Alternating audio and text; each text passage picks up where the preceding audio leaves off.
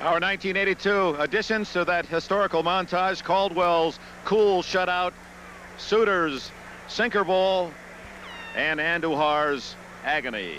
And we're set for Game 4. The Brewers need a win to even the series at 2 games apiece. The Cardinals trying to move up 3-1 on the home turf of the Brewers. And for the play-by-play, let's go upstairs. Joe Garagiola and Tony Kubek. Okay.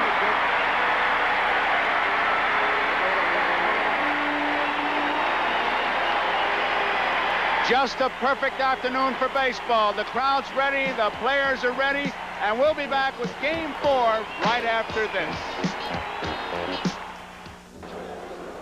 1 strike to count.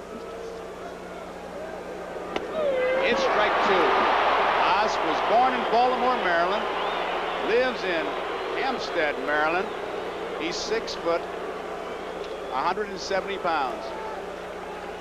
And Joe, the background in day baseball here becomes a little bit of a problem for some hitters. I know the California Angels hitters against Sutton and Haas, when they pitch day games against them here in the League Championship Series, the pitcher throws out of the sky up above the top of the head of that pitcher, and it is tough to see. Here's a strike. He got him.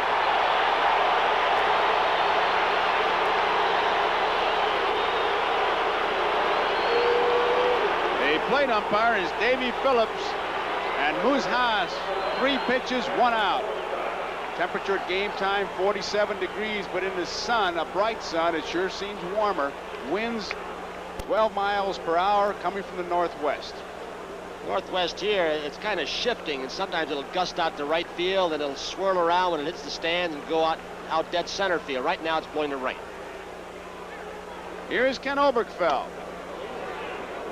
0-1, just missed. There you see the flag. We're seeing here today, Joe, is a typical Wisconsin crisp, cool fall day. It is just beautiful.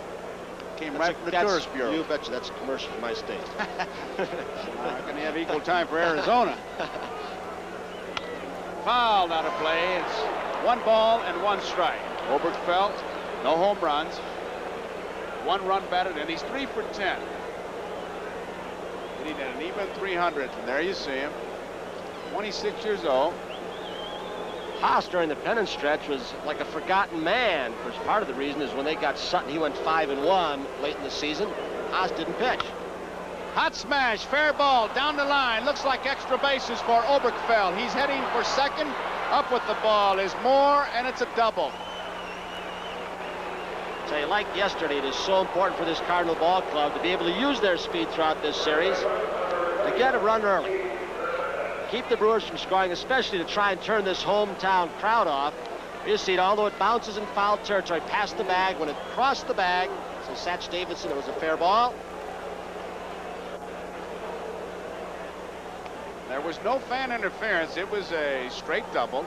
And now it's Keith Hernandez, who's looking for his first base hit. Hit the ball hard last night, but Robin Yount, you hit anything towards Robin Yount, you're in deep trouble.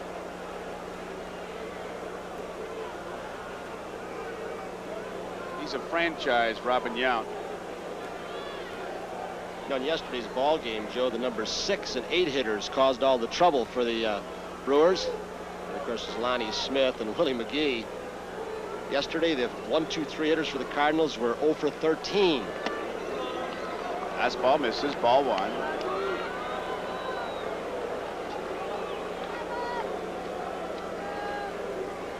Hernandez, the 3rd and 4th place hitter in Henry. 1 for 20. There's Oberkfell at second base. Looks like Hernandez has moved off the plate a little bit. Maybe he feels they're pitching him inside out. He's off at least 6 inches to a foot over what we've seen the first 3 games in that series. And we talked a while back, the late Kenny Boyer, who took over as manager and told a young Hernandez, these pitchers, the right-handers, are getting you out with sliders inside. They keep jamming you, you're tying yourself up, and Kenny Boyer had to move off the plate. And many times the hitter might creep up unconsciously, but today he looks like he's farther off. He's made an adjustment. That's why he's such a good hitter. Outside. 3 balls and no strikes. First base is open.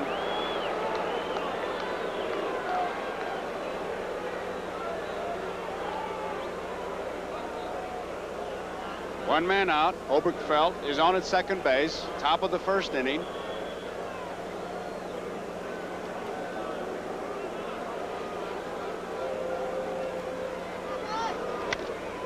Gave him the green light on 3-0, trying to get him started. The on-deck batter is George Hendrick. He's looking up in the stands, probably trying to find where his wife is seated. No reason for him to be looking up there. I know ball players do that. I used to do that. He might have fouled the ball off the bat to see if a spectator made a good catch, too. 3 balls and 1 strike. Didn't get it. And it's a full count of 3-2. A jammed ballpark. Milwaukee fans really support their ball club. And these Brewers have really brought a lot of thrills to these fans during the summer. 1 man out. Oberg fell at second. Struck him out. He just handcuffed Hernandez inside. Tough pitch.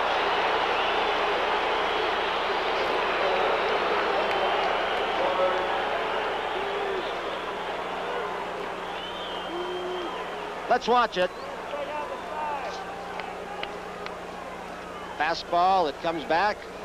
Inside part of the plate. It looked farther inside than it really was to me. So there are 2 away, and here is George Hendrick. Hendrick, no home runs. Hasn't driven in a run. He's 1 for 9. That back foot of his almost out of the box, deep in the batter's box. Fouled out of play, and it's strike 1.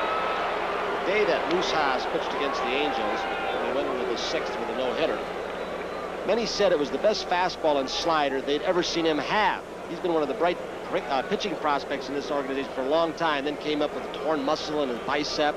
Took him a couple years to recover from that. They were talking about surgery at one time.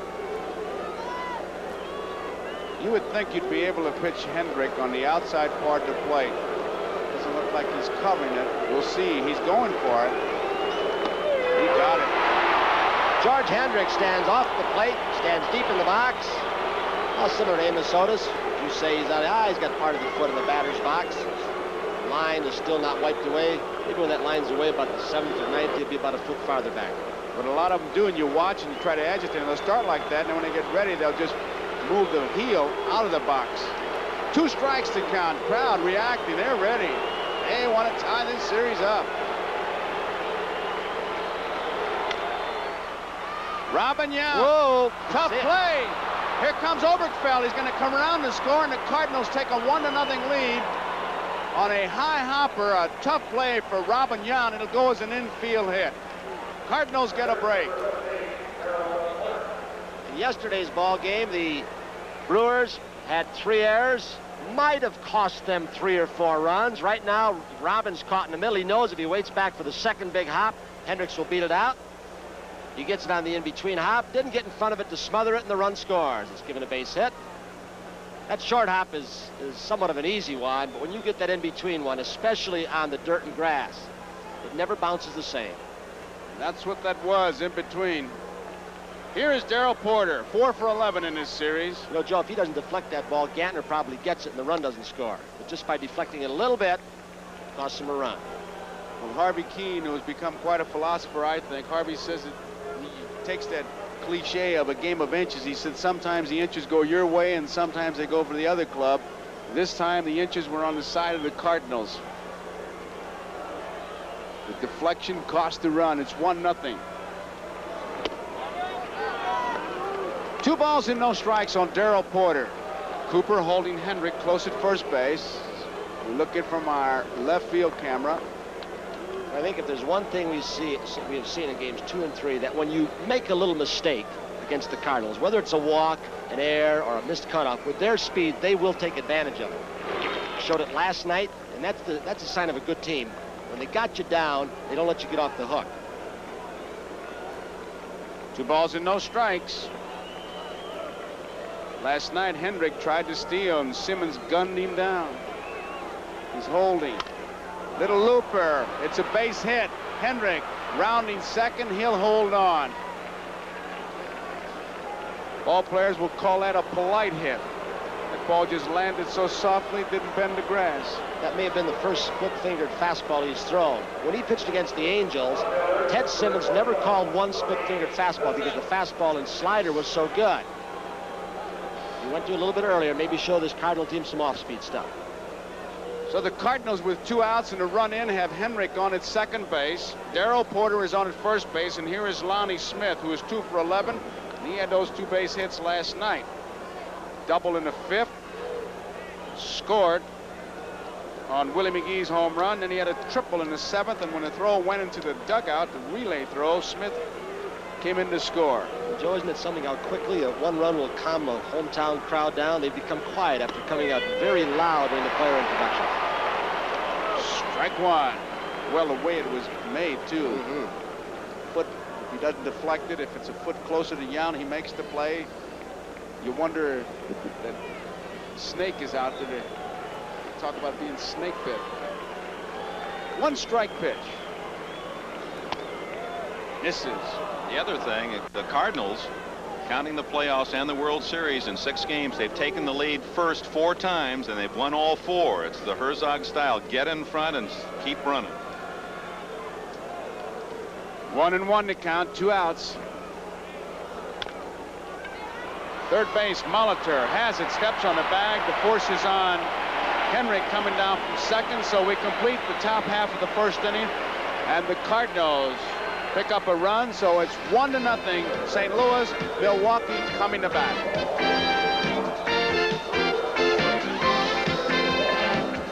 Starting, Harvey Keene has not juggled his lineup much. Pretty much the same. Paul Molitor will lead it off at third base. Robin Yount at shortstop batting second. In the 3 spot, Cecil Cooper, the first baseman. Cleanup, switch hitting, Ted Simmons, the catcher. Now a little change. He's moved Gorman Thomas up a notch, the center fielder, and then dropped Ben Ogilvie, the left fielder, into the number 6 hole. Batting 7th, the designated hitter Don Money, the right-hander against the left-handed pitcher. Then it's Charlie Moore, the right fielder, and batting 9th, Jim Gantner, the second baseman. There you see the lineup, and the Cardinals will be very much aware of this first pitch to Molitor, because Molitor wants to get something started on the heels of the Cardinals picking up that run in the top half of the first inning. He's a good first ball fastball hitter, and he'd like to just get it started, light the fire. On the mound, LaPointe, the former Brewer, a great straight changeup. Fastball moves away, hard slider. First pitch, swings right at the third baseman, Oberkfell. He's got him.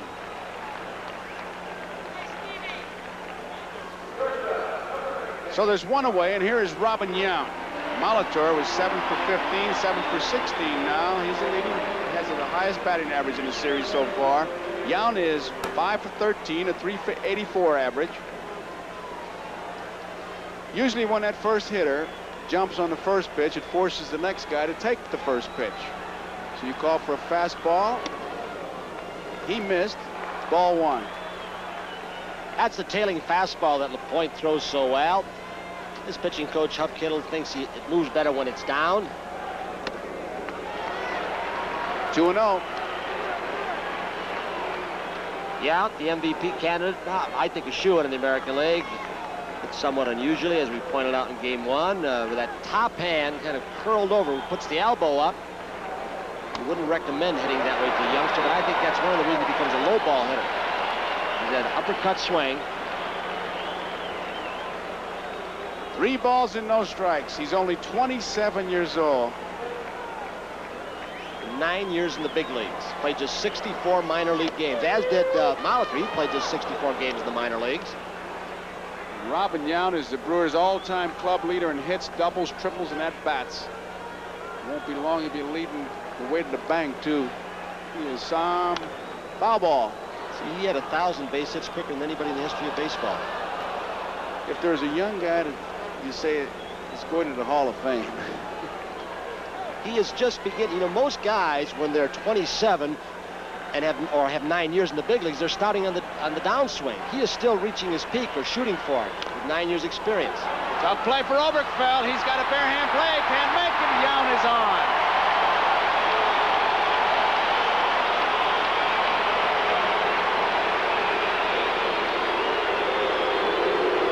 Listen to the crowd. Coop, Coop.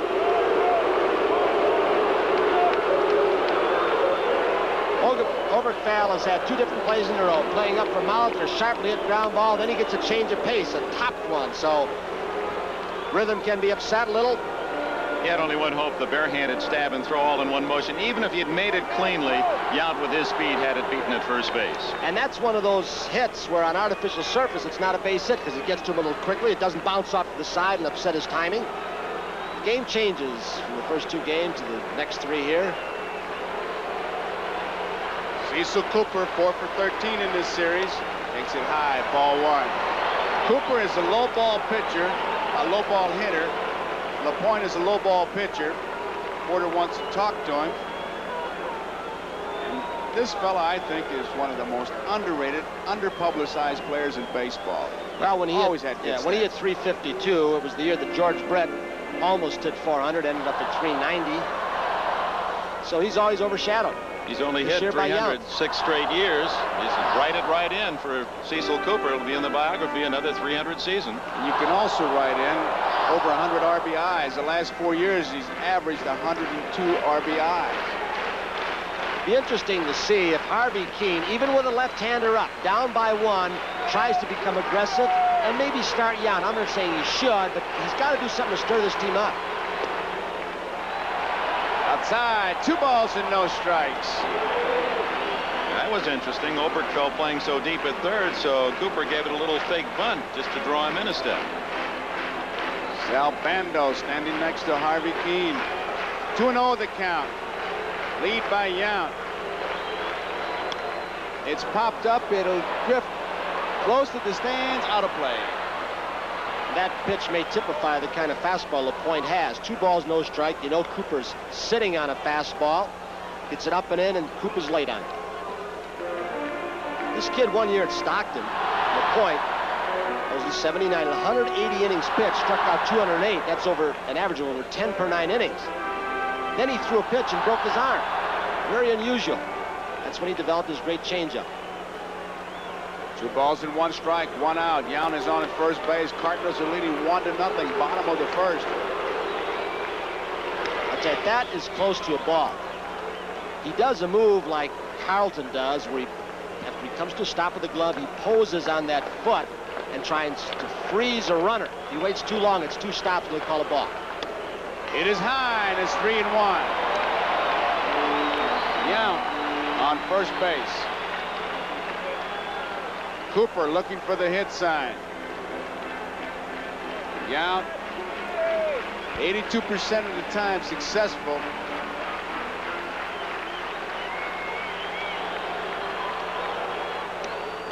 He didn't get it. 3 balls and 2 strikes. Now it's an early key situation. Do you run your man at first base? You get a base hit, you got him on at third. Extra base hit, he scores easily. But if Cooper strikes out, percentage against him to go to second. I'll tell you, I sure start. I would run him. He's struck out 53 times. He's running in for almost me. 700 plate appearances. There he goes, and there's a double play. Line drive right at him. That's the gamble you take. You live by the sword, you die by the sword. A base hit, he's at third base, but it was right at him. A good call by Harvey Keene, just didn't work out. So at the end of 1, it's the Cardinals 1, Milwaukee 0. Along in the blue skies over County Stadium, Milwaukee, the Goodyear Blimp America from Houston, Texas. Captain John Moran from Spring, Texas aboard. It only takes 1 man to pilot the blimp, but it takes a ground crew of 24 to land it. So we go to the top half of the 2nd inning. Dane Orge will lead it off. First pitch by Haas. Outside, ball 1. If you're wondering about Andujar, he's in the ballpark. He stayed at the hotel last night. Was signing baseballs. They're working on his leg. He suffered a contusion of the bone, to the bone, just below his right knee. And I know what he did last night when he got back from the hospital. He put on something that the Latin players use. It's called aceta de calibra, snake oil. Rubbed it in there. Some say there might be some mystical powers. A little home remedy. 2 balls and no strikes. Fastball gets it. 2 balls and 1 strike. The on-deck batter, the man of the hour last night, Willie McGee. Andujar, if they need a pitcher in that 7th game, Dr. London, as you heard him tell Bob Costas, he'll be ready. Straight up the middle. Gorman Thomas is there, makes the play. There's one out, and here is Willie McGee, who had 2 big home runs. How will the crowd react?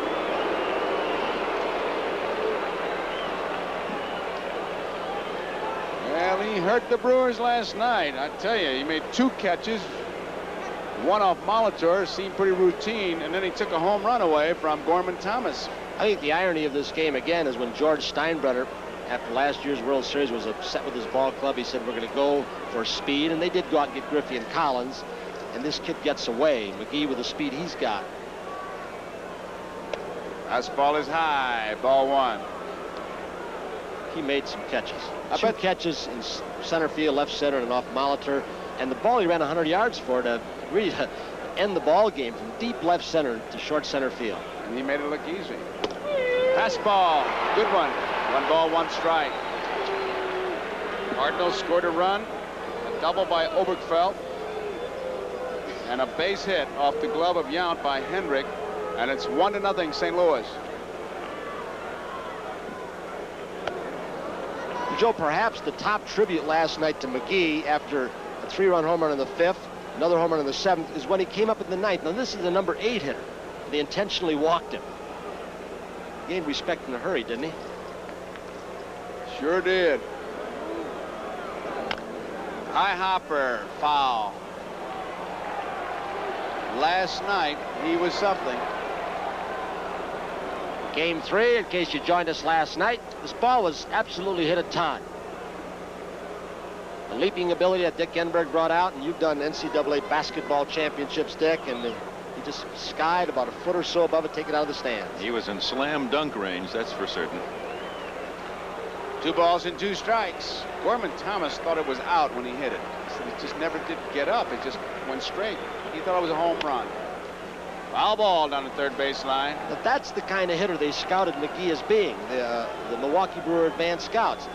He slaps the ball to left field. He pecks away at you and tries to beat it out, and he jolts to in the right field seats on him. You know, Tony's a natural right-handed batter. He said, I made myself a left-handed hitter, a switch hitter, when I joined the pro ranks, as I realized I just couldn't do it all from one side. Now joining Charlie Keller and Tony Kubek. He's the only rookies to hit 2 home runs in the game. And he's got another base hit to left field. So McGee is on, and he's liable to run at any time. He's not a good base stealer yet. He's a good runner with the natural speed that he has, and it's just raw speed that allows him to steal the bases. And here's Ozzie Smith, a good hit and run man. You have to be alive for anything. I think that is pointed out by his season stats. When you look at what McGee did, stole 58, stole 24, was caught 12 times. They had to actually teach him a lead. Buddy Herzog said he spent 5 years, and Whitey said, I taught him the old Casey Steng to lead off first base. It's high, ball 1, as Ozzie Smith shortened up as if to bunt, drew in Molitor, and now looking at Chuck Hiller. May switch off and start the runner and play hit and run or bunt and run. You would think it'd be hit and run if they were going to switch it off. Molitor is in tight. Holding. It's a strike.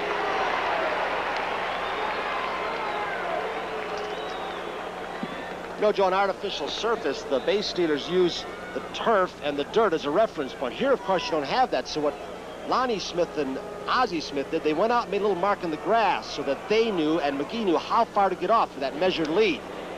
You don't have that dirt and turf. 1 foot on the turf, 1 foot on the dirt here. I don't know if we can see it on the grass because it's just a little mark they try and cut out with their cleats. 1 ball and 1 strike to count. 1 out, 1-0 St. Louis leading. First one I ever saw do that was Joe Morgan.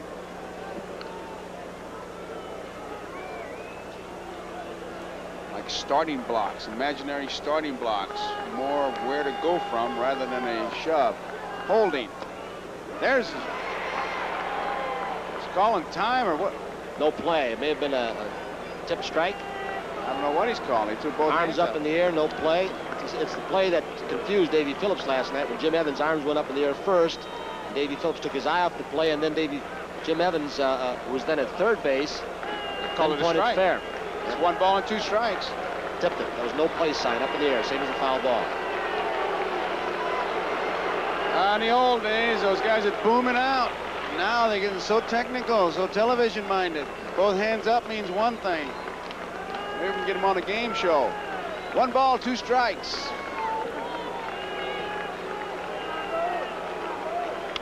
Didn't mean to swing, out of play, and count remains at 1-2.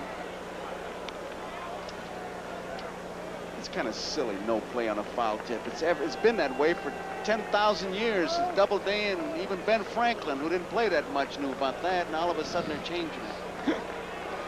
Well, I can understand it, though. You tell the other umpires what's happening. If a guy's stealing, you stop playing, he won't slide. You can prevent an injury, so there are some reasons for it. Almost a wild pitch, way outside. 2 balls and 2 strikes. That looked like a pitch out. I think that Haas was throwing a pitch out, but Simmons wasn't expecting it. If you're going to throw one, you better let that catcher know. There he goes. There's the pitch out, and he couldn't throw the ball and throws the ball badly now. He double pumped it. He had the play diagnosed, and I wonder if somebody was late covering because Simmons started the throw and held up and double pumped it. That's one of the things the advanced scouts from the Brewers, D. Fondy, one of them said, and Nelson Burbrink, try to hold your position. The shortstop and the second base. I don't think it was going to matter anyways because McGee had about 3 steps before Moose Haas released the ball, and he was just accelerating. Well, that'll get the Cardinal bench to thinking because he called the pitch out on the 2-2. The runner was breaking, but the double pump couldn't get anybody. 1 man out. Right back here. Count remains at 3-2. McGee, successful 17 of the last 21 times he has tried to steal. So I guess that means he's learning, doesn't it? Because his minor leagues stolen base stats are not that good. Cardinals leading 1-0. We're in the top of the second. Walked him. Joe McGee's stolen base total, his tops in the minor leagues, 4 years, just 25. He was on base quite a bit that year. Fort Lauderdale. Let's pause briefly for our station identification. This is the NBC television network. Wave TV, Channel 3, Louisville. With Tony Kubek, Dick Enberg, Tom Seaver, Bob Costas, this is Joe Garagiola here in County Stadium, where the Cardinals lead 1-0. 1 man out. The batter is Tommy Herr with Willie McGee at second and Ozzie Smith at first. Herr was called out on strikes. 3 pitches his first time up. McGee's getting a nice walking lead, and the shortstop and second baseman are spread. Left-handed hitter, it would be unlikely, but you never know. Foul ball. With Ozzie Smith at first on the other end, does not look like a double steal situation with a left-hander up, but Whitey doesn't play the book way. He says if he thinks he can advance it, keep out of a double play, you take it. All he has really for these guys is a don't steal sign. Most of them are on their own. They can steal whenever they wish. Chuck Hiller at third base is way out of the box. Really getting an angle on the shortstop. There you see him. Look at that. The thing about it with her up, who slaps the ball to the left side, Robin Yount can't get too close. Cannot get too close to hold McGee at second. A lot of room there. You bet. They had a play on, and it gets by Simmons. There go the runners. Second baseman Gantner broke over, and Haas made a tactical error by at least backing off the mound and looking, but he threw to the plate, and out of position was the second baseman. McGee was going. McGee had a false start, and when he saw Gantner break, Hiller yelled, "Get back," and it froze McGee, and then the pitch bounced in the dirt. And very alertly, Ozzie Smith fouled right up. He watched the lead runner. See, there he was going, but then he spotted, or somebody yelled, right there, and Gantner was coming for the pickoff. Now it gets by, and he accelerates. They both get in scoring position. What speed can do to intimidate an infielder, a pitcher, and a catcher. I think that when he saw Gantner over there, it froze him, and then the ball got by. Haas simply backing off the rubber would have broken up the play. There's 1 man out. 1-1 to count. And it's low. 2 balls and a strike. Really been a messy inning for Haas after giving up the base hit. Then they have a pitch out. They can't throw out McGee. Then he loses the number 9 hitter, Ozzie Smith, on a walk. And now a wild pitch. And suddenly 1 hit and you have 2 men perched in scoring position. And the Brewers put themselves in trouble in the first inning when Robin Yount couldn't keep that ball in front of them. Deflected it. And they played shabbily last night in stretches. Cost them a few runs. 2-1 pitch. Foul. Count goes to 2-2.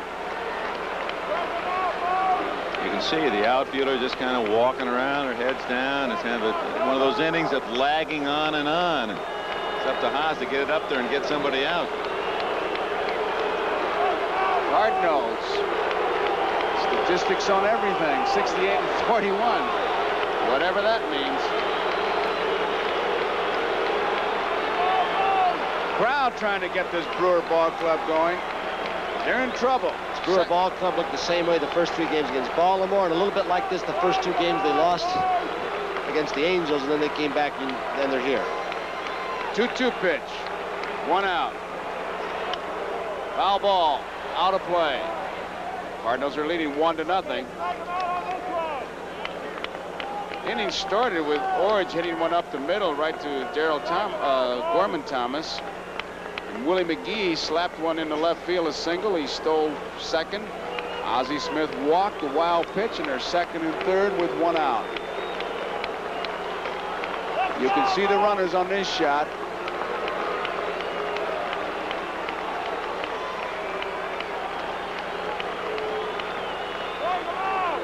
Haas taking a lot of time. Foul ball right to Hal Lanier, the first base coach. You know, in addition to a ball club, plays making you look a little bit lethargic. A pitcher, when he takes a lot of time, he takes the spring out of your legs. You stand around and it's almost like you want to get some white paint out there and make 2 or 3 foul poles with the guy standing out there. You know, it affects you as an infielder, and perhaps it affected Simmons as a catcher, waiting for the pitch out. When he got it, couldn't get the throw on. 2 balls and 2 strikes. High and tied. It's a full count. 3-2. The on-deck batter is Oberkfell. There you see him. He doubled his first time up.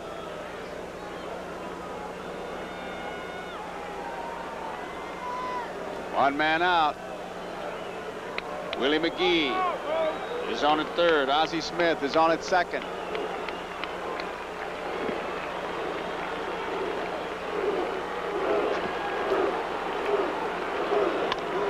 High fly ball, center field. Thomas is going back. It'll score at least 1. I say 1 because Ozzie Smith can run. Gorman Thomas falls. They're going to try to score 2. Here comes the relay throw. It is not in time. Wasn't that something? That wind just kept pushing him back to the warning track, and we have talked about the Cardinals' speed. They showed it in Game 2 on the turf, and Ozzie Smith gives another RBI. Sacrifice fly, 2 RBIs, a very unusual official scoring decision that you see 1 time a year, maybe once every couple of years. Gorman just keeps backpedaling, slips right here as the wind really fooled him. Blowing much stronger up high. Watch out, he's going home all the way, Joe. All the way, and Chuck Hiller says, keep on coming. He picked it up. He really did it on his own, and Hiller says, here you go. Tony, that's why I said they're going to score 1 easily, because you could see him really cranking up the engines at second base. He was ready to go, and once Gorman Thomas went down, he was able to score.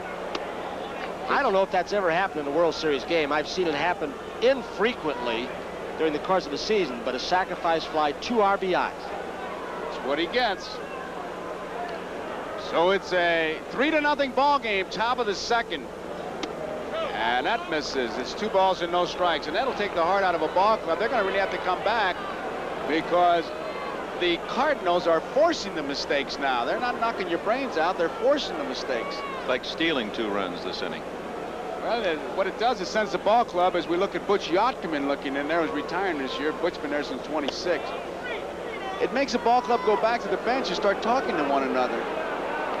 3-0 the count.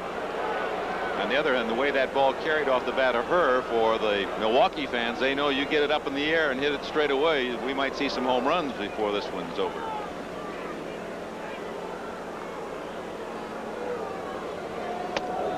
He walked him. I don't see anyone throwing in the Milwaukee bullpen. That's what surprises me. And just now, someone is taking off a jacket. And the way Haas has been struggling in the inning. It's typical, really, the way Harvey has managed most of the year. In fact, that's one of the big moves he made. Now they're starting to remove some jackets down there. It's Ned Yost, one of their catchers. But when Harvey took over, he said, boys, I'm going to let you finish off ball games. And he knew he had some problems of little relief at one time till it got straightened out. So he continues to manage this way in a short series. And you wonder if that's the way to continue managing in a short series as opposed to 162 games. Simmons is going out to talk to his pitchers with the count of ball 1 on Hernandez. So far, Slayton, if you're just going by pitches, has made 53. I mean Haas, not Slayton. Moose Haas. Slayton is up in the bullpen, but Haas has made 53 pitches, and we are in the top of the 2nd inning. There you see Slayton.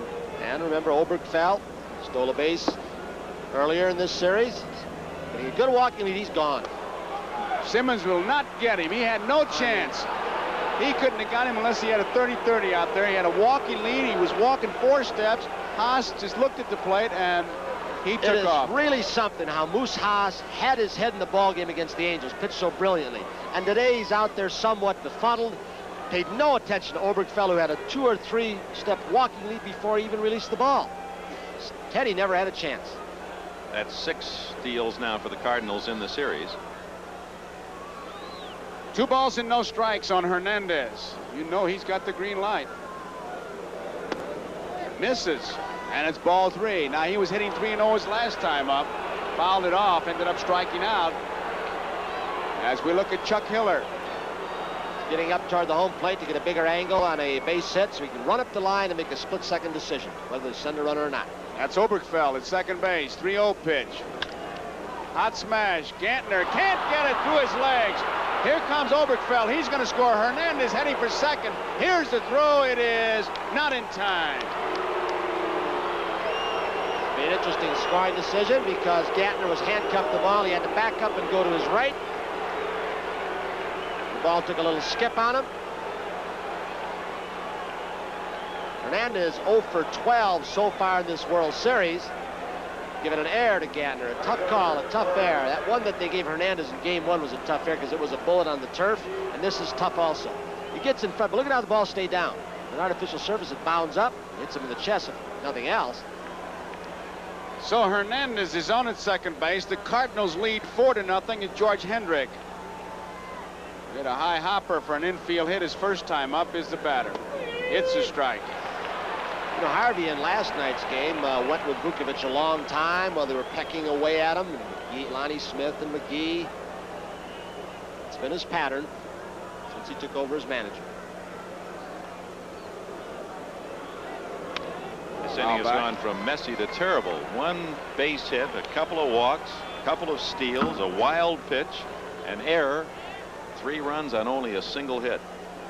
And one of the intangibles here is that a pitcher controls the flow of the ball game. And I mean, Haas has been working slow and guys are laying back and it's hurting.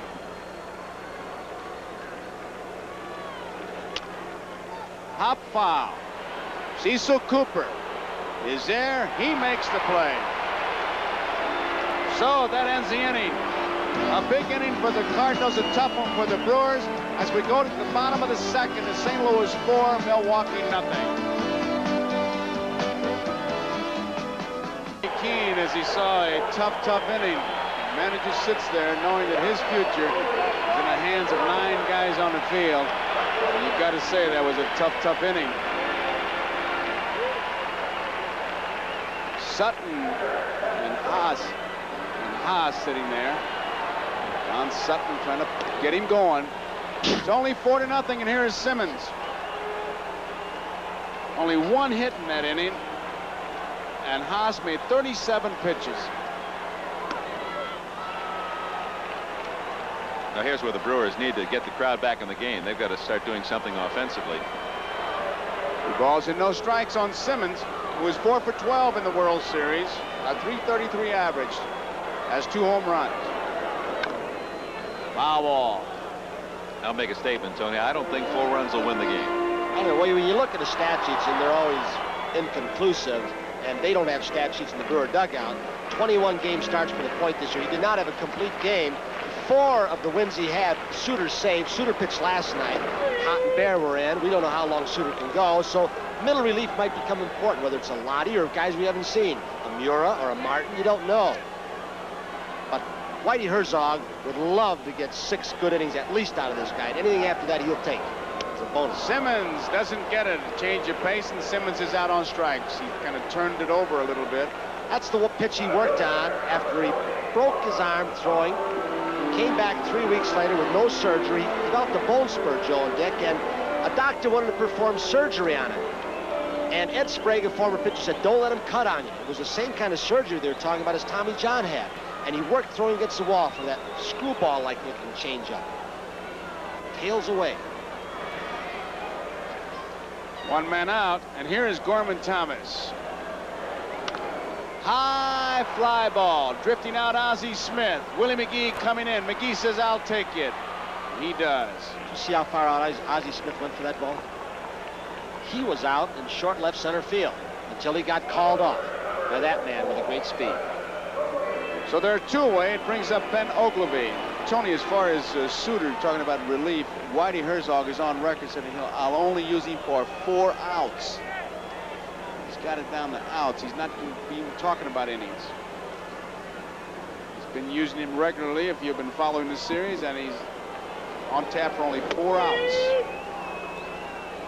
Strike 1 on Ben Ogilvie. Ogilvie 1 for 12 in this series. He's a questionable starter. Some people thought Harvey might start Brohard, who set an American Championship Series record with 104 runs scored, a home run. Ogilvie came out and hit very early. Before anybody else gave the word to Harvey, he can swing the bat in his play. 1 ball and 1 strike is the count on him. Cardinals are leading 4-0. We're in the bottom of the 2nd.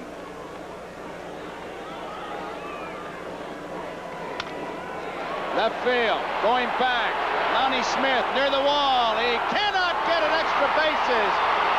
And Ogilvie rounding second. He's digging for third. Here comes the throw, a triple.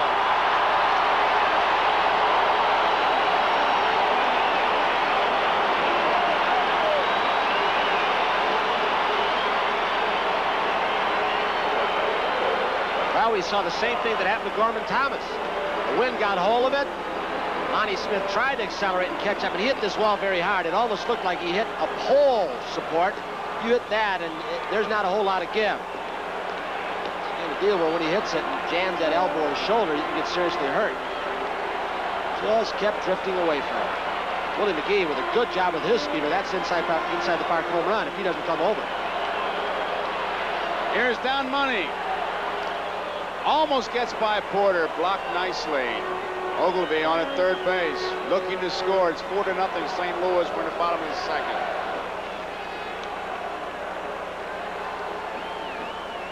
Money 1 for 3. He's the designated hitter. There are 2 outs.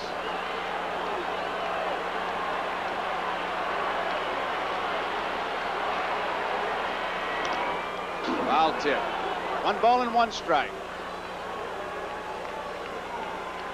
The wind, when you look at the flag, deceiving because it is just kind of lazily blowing. Beautiful backdrop. But on the ball hit to Gorman Thomas, and the ball hit the left field. Didn't look like it would carry that far, but it certainly did. Money doesn't get it. He had a good cut. 1 ball and 2 strikes.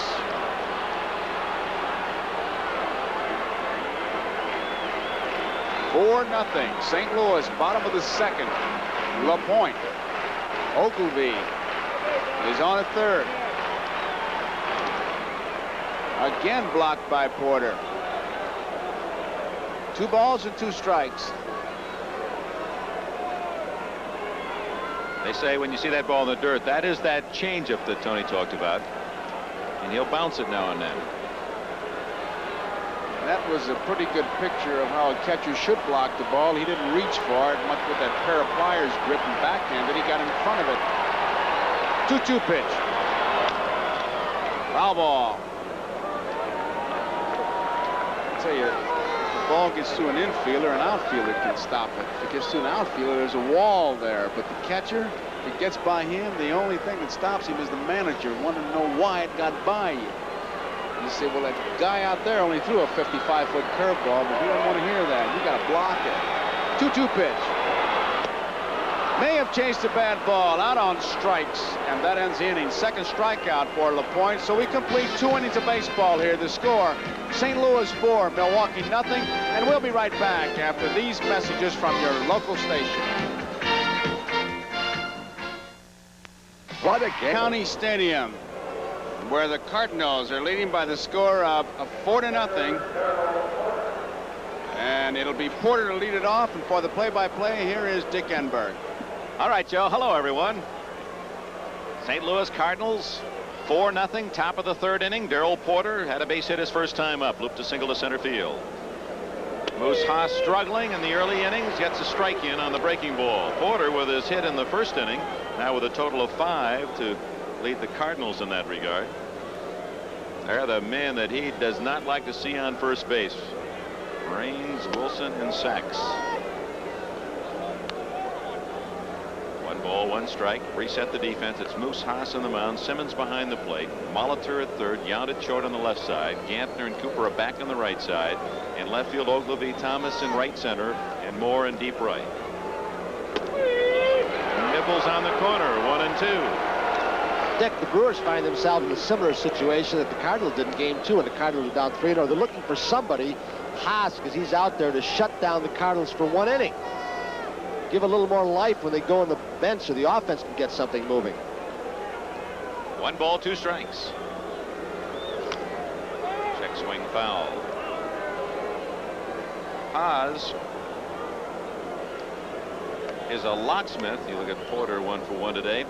And he's also an amateur magician. Right now, he'd like to make those 4 runs disappear. There's an umpire at third baseline who's a pretty good magician himself. Wire. Form in front of Magic groups. It's that Magic Castle on the West Coast. They both go there. That's a fair ball. Off the front lip of home plate, and Porter is out. Appeared at first it might have hit his front foot. Porter, who's having a good series. They've been wondering about his throwing ability. The other night he was able to get a speedy Paul Molitor on the hit run play. It was a key play. Yount missed the pitch, and Molitor was out. That was in the 8th inning. And he got a split-fingered Suter fastball up in the strike zone, an unlikely place for it to be, which he can handle very well. Lonnie Smith, a couple of key hits in last night's Cardinal 6-2 victory, a double and a triple. Grounded to third his first time up. Molitor bag high at third, looking for a possible bunt. Check swing, and there's 2 away. Simmons now has gone to the breaking stump. I don't know if that was a slider or a split-fingered fastball. I'm sure you recognize that man. You'll be seeing him in the Devlin Connection every Saturday at 10 o'clock Eastern Time. That's Mr. Rock Hudson. You know, I did an interview with Rock Hudson from Monitor Radio, and boy, you ought to see all the secretaries that came down to see me do that interview. He is a nice-looking man. The Devlin Connection, Rock Hudson. 2 outs here on the top of the third inning at County Stadium. Beautiful Milwaukee day. Dane Orge lined out to center field his first trip. But they came for your personality.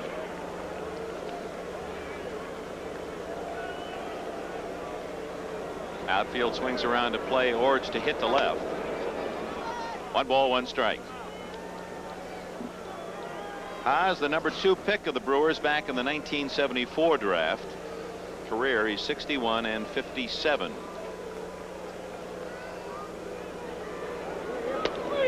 play Orge to hit to the opposite field. It's 1 ball and 2 strikes. Davey Phillips in the last couple of hitters. There's McGee on deck. Looks like he has expanded his strike zone a little bit. Porter questioned that call. Or Orge, rather. Porter questioned the call the first time. First hitter. 1-2. Fouled away. Orge has been a solid hitter in his Cardinal career, often overlooked because he's not a starter, but he's hit .301 in his 5 years with the Redbirds. He likes that artificial carpet. So you can see a .309. It's the ball very well the opposite way. Left center field. Flashes that one in that direction. Foul.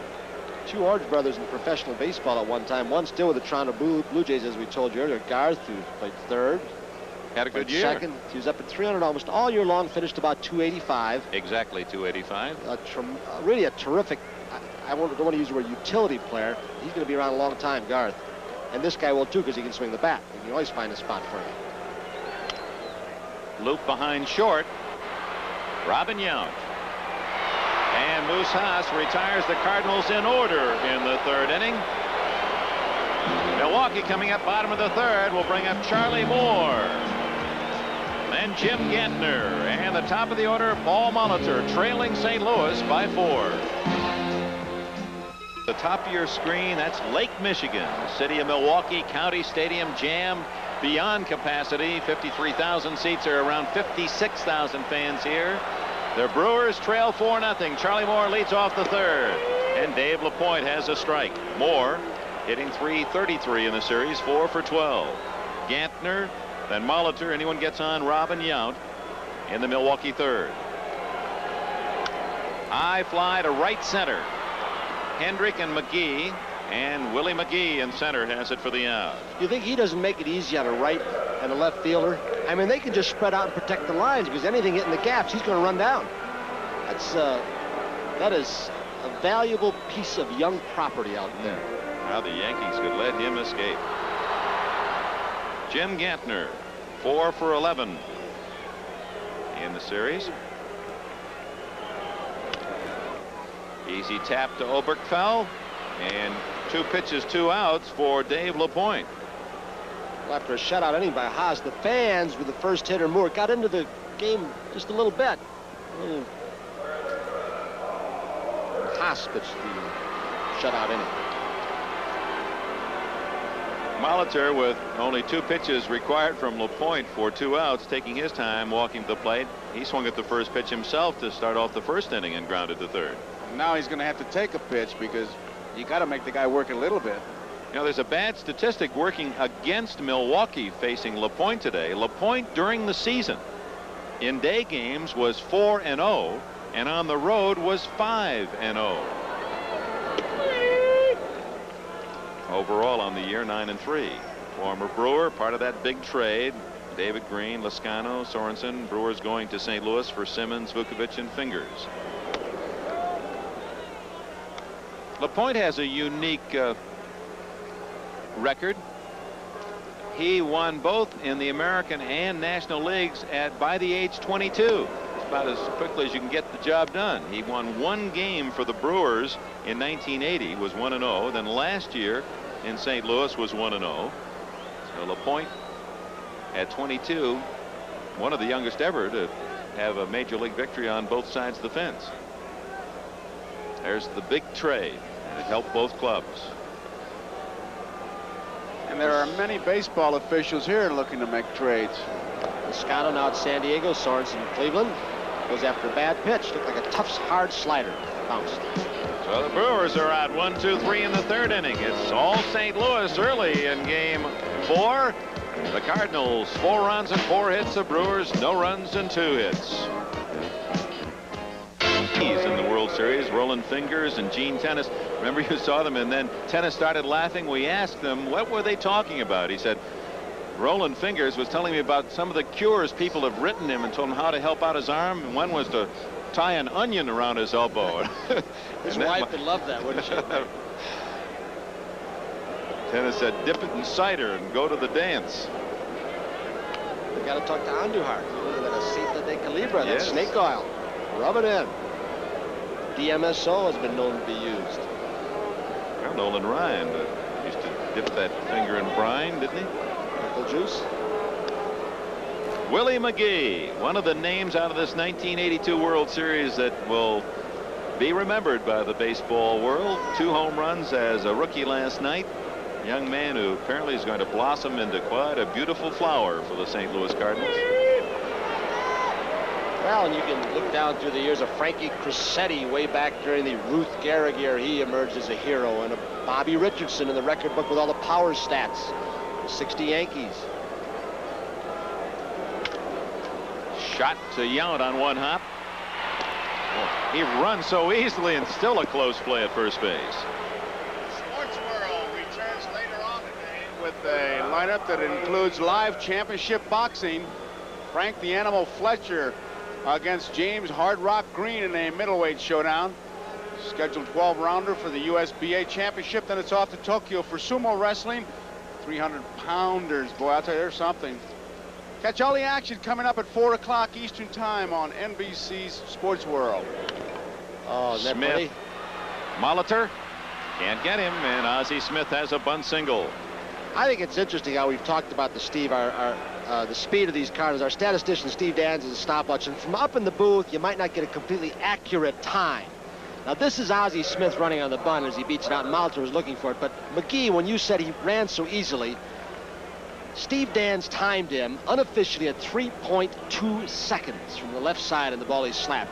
And Ozzie Smith's not too far behind, but 3.2 is unheard of. Mantle had done it in 3 or 3.1 on a drag bunt before.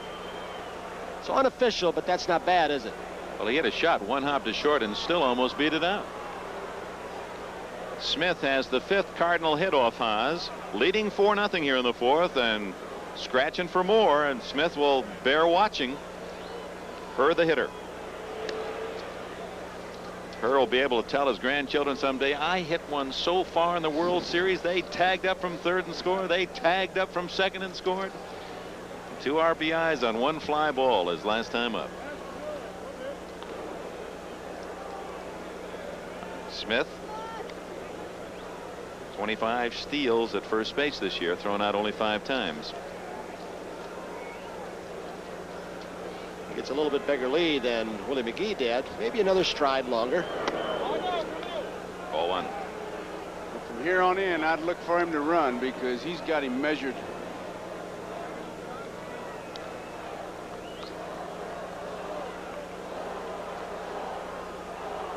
Haas, 26 years of age.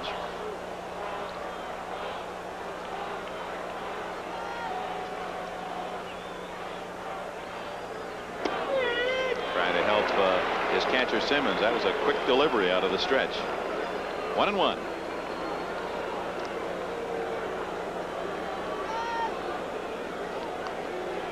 Haas set a Milwaukee team record. He struck out 14 Yankees in a game in 1978. Today, however, has only one. The first man he faced, and that was Herr. Hit to center. Thomas giving some ground. 2 away. Well, Keith Oberkfeld's not having an outstanding series. He's got about 4 base hits, a walk or so, a stolen base. We'll show you what his swing looks like. They always talk about inside-out swings. Well, every swing in baseball is basically inside-out. You can't swing with your hands outside and come in, or you're a bad hitter. See his hands in the barrel of the bat, trailing behind, locks that front hip, which may keep that bat trailing. And you can see where he's looking, slapping it to the left side. Oberkfeld with a double to right and scored, walked in the 2nd and scored. Watching Haas as we look at Oberkfeld, the way Haas checks the runners, he kind of sneaks a look over there and then more or less quick pitches. Watch his eyes. This is a good shot. Watch what he does.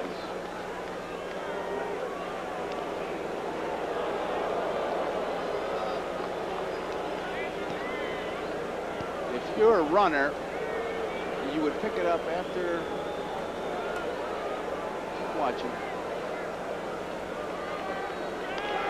He's really getting a good lead. He's not even looking at the runner. He's just very lackadaisically standing on the mound and then trying to, with a quick move, surprise Ozzie Smith.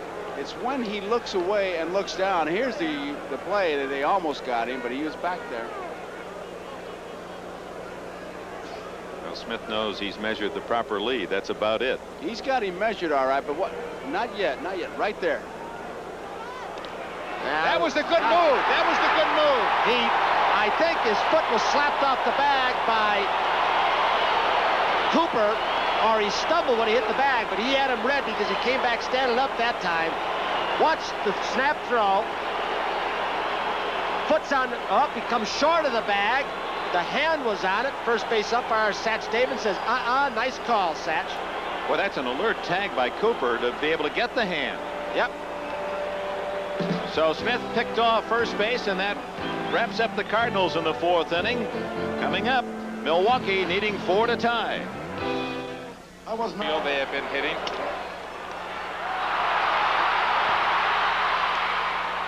There was an example of Robin hitting to the right of the pitcher. We have charts of where Robin has hit in this ballpark. The different colors indicate different pitches, and the different lines, and the swirly cues on the lines would be pop flies. Now, these are things that would help the manager in placing his defense, where he's going to play him. He would get these kinds of reports from his advanced scouts, and as you can see from this chart, Robin Yount, obviously a spray hitter, using all of the ballpark. And accounts for the fact that he was one of the best hitters, second best in the American League. Willie Wilson just edging him out for the batting title. Cecil Cooper lined into a double play in the 1st inning. Yount was at first breaking on the pitch, and Cooper lined to second for an easy double play. Nub to the left side, base hit, even though Smith is able to get his glove around it. Even when he doesn't make the play, he looks sensational. He's playing Cooper up the middle, hit it off under the bat with English. Ball squirted by Obergfell, and somehow he still got a glove on it. That is the temperament that makes him just so marvelous to watch. He wants every ball hit to him. He doesn't shy away from balls in the 7th, 8th, and 9th. Some shortstops do. He is some kind of rally killer. Not that time, but look at that. What an athlete. Missing a ball. That's like LaRuth striking out, or Reggie striking out. Come to see him not make a play. He stayed right with it, too, and he realized he wasn't going to make the play, but he hung with it. And the dirt ball 1. Ted Simmons shortening up on the bat. He struck out swinging his first time up. You know, talking about the charts Tom Seaver just showed us, Whitey Herzog is the only manager that I know who keeps the charts himself. He goes to his room after a game, puts the lines in so he knows. And he took all the charts he made in the American League from Kansas City and brought them here, so he knows this coming. And we should point out, while Tom Seaver has kept those charts on each of the hitters, Milwaukee and St. Louis, during the course of the year, each manager will have that information, how a certain hitter did against a certain pitcher. And maybe a pattern that will fill out during the course of the year, and you'll find out that a man is a dead pull hitter like Darrell Porter, and that's why Milwaukee has altered its defensive alignment to play him dead pull. 3-0 now to Simmons.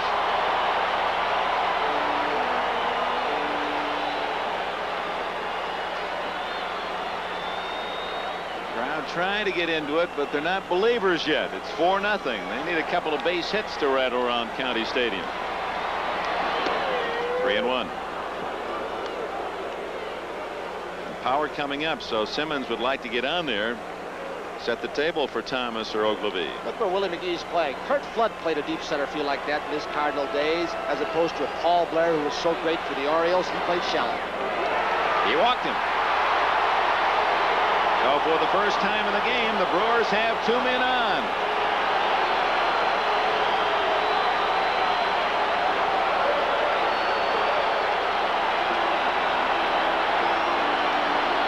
Now the crowd, some of them rise to their feet as Gorman Thomas. He manufactured 39 home runs during the course of the year.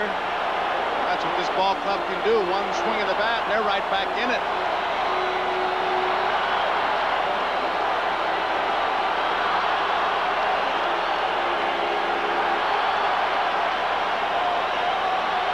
Cardinals get someone up in the bullpen. And here comes Porter. Jeff Lottie starts to tune up. Here comes Kittle. Jeff Lottie, as we told you. Kittle's coming out with Porter. Kittle says when LaPointe lands on the front stiff leg and then follows through toward the third base side is when he gets in trouble. He overthrows.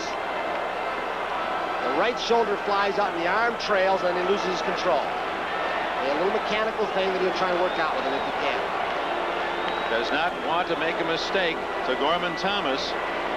who among the home run hitters, defining that as anyone who hit 20 or more in the major leagues, was third in home run ratio. Reggie Jackson led the majors. He had a home run every 13.6 at bats. Then it was Kingman, and Gorman Thomas was third. Every 14, 15 trips to the plate, Thomas got one out. And that's what the crowd wants now, trailing 4-0.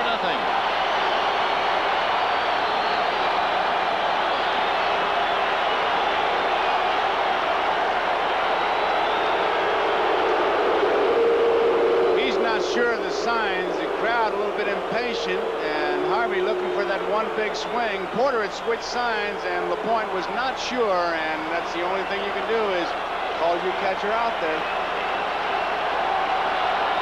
Thomas is 2 for 12 in the series. Herzog has someone getting ready in the bullpen. Gorman with only 1 RBI thus far. Pops it up again. It'll be out of play. He has hit some giant pop flies. No, it won't be out of play. Wynn pushed it back in, Dick. That ball was 4-5, rose in the seats, and Porter did not quit on it. And that wind that has drifted the ball so deeply to the outfield also pushed this ball back in. Look at Darrell Porter. Flips the mask, Joe. He really hustled. He did a good job of finding that fence and just waiting for it, and he cradled it. He had some more room to go. Yeah, that seems certain to fall back into the crowd, and Porter alertly read it properly, and Gorman Thomas has popped out again. Here's Ben Ogilvy. He'd like to take his triple that was wasted in the second inning right now. 2 men on, 2 out. And they play him way back. In fact, the right fielder, interestingly, Hendrick, is shortest of the 3 outfielders. The left fielder, Lonnie Smith, is way back. Smith rubbing his back on the wall in center. And then the right fielder, the pull side for Ogilvy, he is playing the most shallow of the 3. Show you the man who has confidence going back in the ball, and that's Hendrick. 1 strike. 1-1. Dave LaPointe, 23 years of age, from Glen Falls, New York, with a 4-0 lead.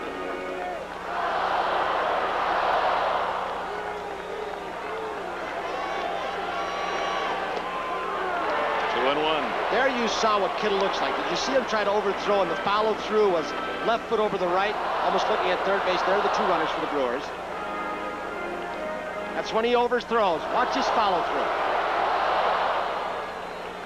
Left foot, stiff front leg, and there he goes. That's when Hump Kittle theorizes that he goes wild. The action pitch, 2 balls and a strike. 3-1. On deck is Don Money, and of course, if LaPointe should walk Ogilvy, he brings the tying run to the plate.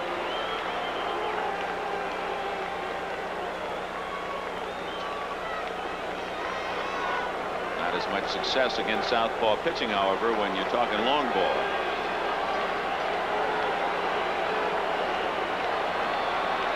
Three and 1. Right at Hernandez. And the inning is over. So the Brewers, no runs a hit, they leave 2. We've completed 4 innings of Game 4 at County Stadium, Milwaukee. It's St. Louis 4. The Brewers nothing. We'll be right back after these messages from your local station. We were surprised last night when they announced the crowd, the largest ever here at County Stadium, 56,000 to the booth. To stand, let's be on the radio and watch the game. Oberkfell lines it foul, leading off the 5th inning. Has a double and a walk. He was up when Ozzie Smith was picked off first base to close out the 4th inning.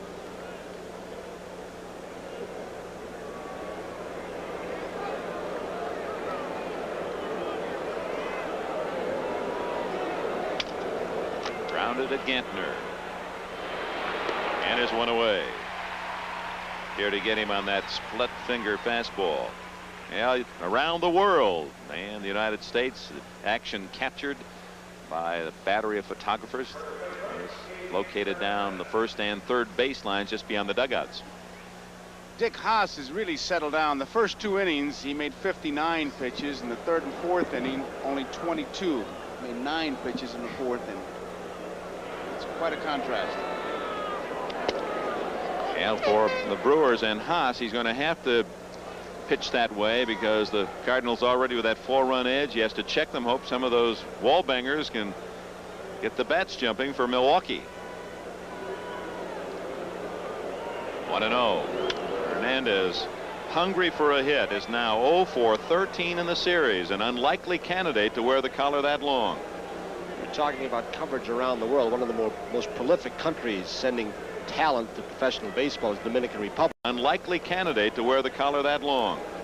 We're talking about coverage around the world. One of the most prolific countries sending talent to professional baseball is the Dominican Republic. And Andujar is from San Pedro de Macorís. The first thing he said when he was going out, being wheeled out when he showed us, "Be sure somebody tell my mother in the Dominican that I'm all right." So if you didn't get the message, Mom, Joaquin's doing fine. Yes, indeed. He was wearing a big smile down in the dugout prior to the game today.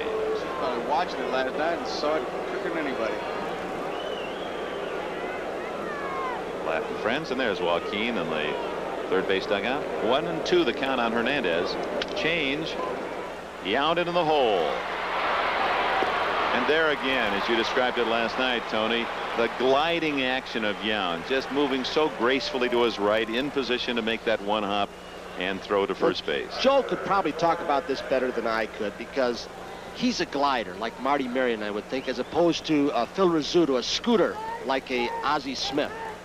There were two guys. Eddie Miller was like that. They could catch an egg and make it look easy. George Hendrick, an infield hit, a chopper that bounded out of the glove of Yount in the first inning and knocked in the first run of the ball game. Oberkfell was at second at the time with 2 outs. Woohoo! That made it 1-0 in the second inning. A disastrous frame for Moose Haas. Allowed a single to McGee and no other hits afterwards, but the Cardinals still scored 3 runs. Walks, wild pitches, errors, and that's how we stand 4-0. A 2-run sacrifice fly capped it off. Oh, we showed you earlier when the white line was there for reference point. There it is, where he's gotten a little corner of it. Now it's gone, so how do you know? Well, he's He definitely may be out. back a little bit. What's interesting, he's not only in the back end of the batter's box out, but on the side line. He's got his heel right on that line. But what they do, he'll put his heel there, and his toe is the important thing, because sometimes on the pitch, now he's just barely got a piece of it, he'll just move his heel out and almost hit straight away, and he's out of the box, but it's too late to call it.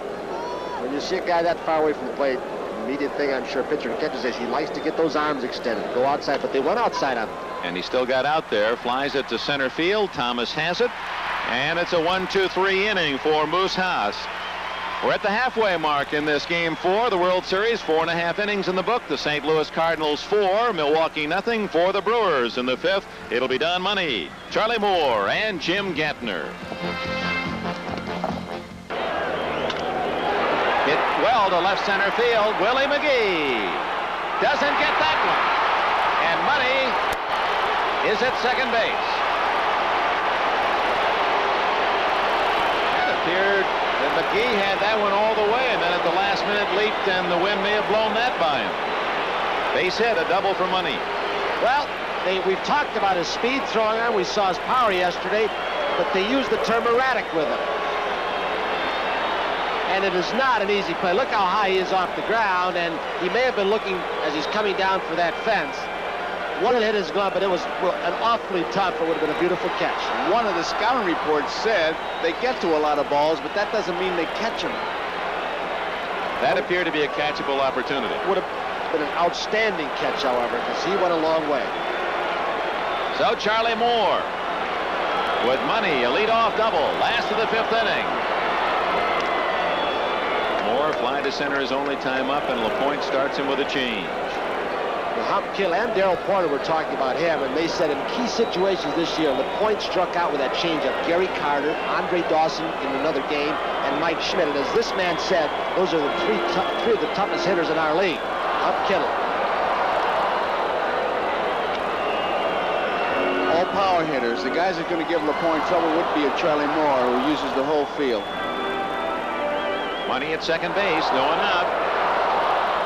Brewer fans trying to do just that. Brew up a comeback for this Milwaukee club. Luke to center. McGee playing deep. He won't get it. Stopping at third is Money, and the Brewers, with no one out, have runners at the corners.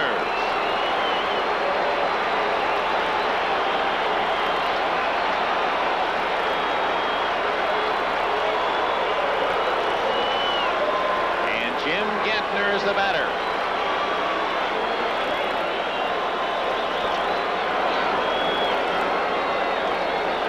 We talked about McGee playing so deep in center field and cost him that time. And I would think that would get some stirring in the Cardinal bullpen. There is. 4-0 St. Louis leads. Money at third. Moore at first. Jeff Lottie. John Martin. Infield looking for a double play. Gantner hitting ninth in the order. 4 for 12 in the series. Ball one. Another thing that Hub Kittle said, he thought that left-handers have a chance of hitting that changeup better than right-handers because the ball is moving into the left-handed hitter. So sometimes you can get the meat of the bat on it and pull it.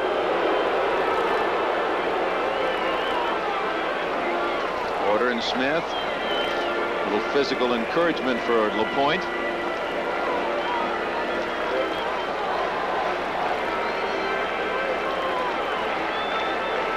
Money with his double, Moore with a single at third and first.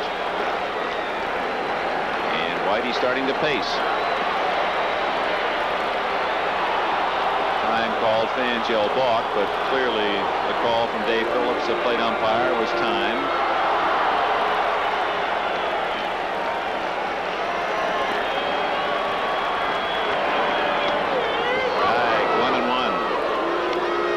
Had some chances. They've stranded just 3, but in that first inning, a hit and run, line drive, double play took them out of something.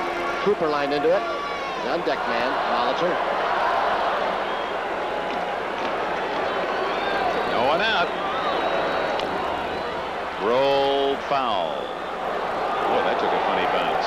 Hit right at the edge of the grass, and that's the unpredictability of the natural grass as opposed to the artificial surface. Tom Seaver, here a possible rally for the Brewers. You have any feelings? Well, as you watch the replay, hit by Gantner down the line, one thing I've been feeling, I felt it a little bit through the part of the game last night, Dick, and I'm feeling it here, that the Brewers, who are a big power team, it seems as if some of them are trying to go up there and hit a 6-run home run. Up the middle, Smith gets a double play. Oh my! He somehow fielded the ball, kept his eye on the bag, touched it with his right foot, and turned it into a double play. This man has tremendous. It's really LaPointe's ball, but for a poor foul. Watch Smith come in your picture. Hers there, he steals it from him while his right foot is on the bag. Off-balance throw, wacko, stops another rally. That's incredible. The magic of the Wizard of Oz. And Charlie Moore came up limping after this. We're right now, we're on Ozzie Smith because it's so brilliant, but he limped off the field. I don't know if he jammed his foot. He never thought that that ball was going to get caught. He was going to start making his turn to go to third. He thought it was through. What tremendous balance and instincts. He can make such an accurate throw while off balance. He did it on the double play where he stopped and threw it, and here he's off balance here, but look, it doesn't make any difference. A perfect strike. Imagine the feelings of her. He says, I've got it, I'll step on the bag, maybe get one out of it because I'm going away from the bag, away from the play at first.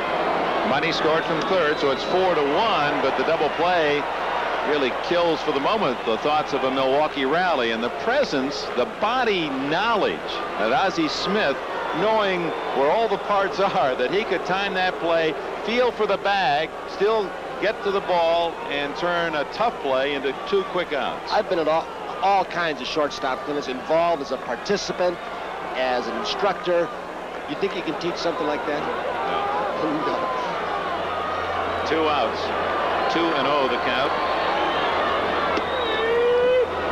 And Molitor takes a strike.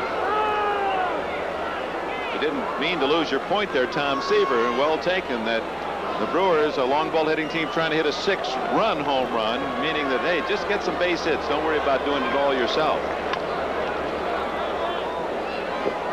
Dick, a significant point, I think, being that when the Cardinals got their 3 runs in the top of the 2nd inning, it felt like it took them half an hour. It seemed that's what really the Brewers need. They need some singles, a double, some singles, and then somebody will pop a home run. You can't tie the game up. It's an expression that ball players will use on the bench. They sit there and you see players trying to do more than they're capable of doing.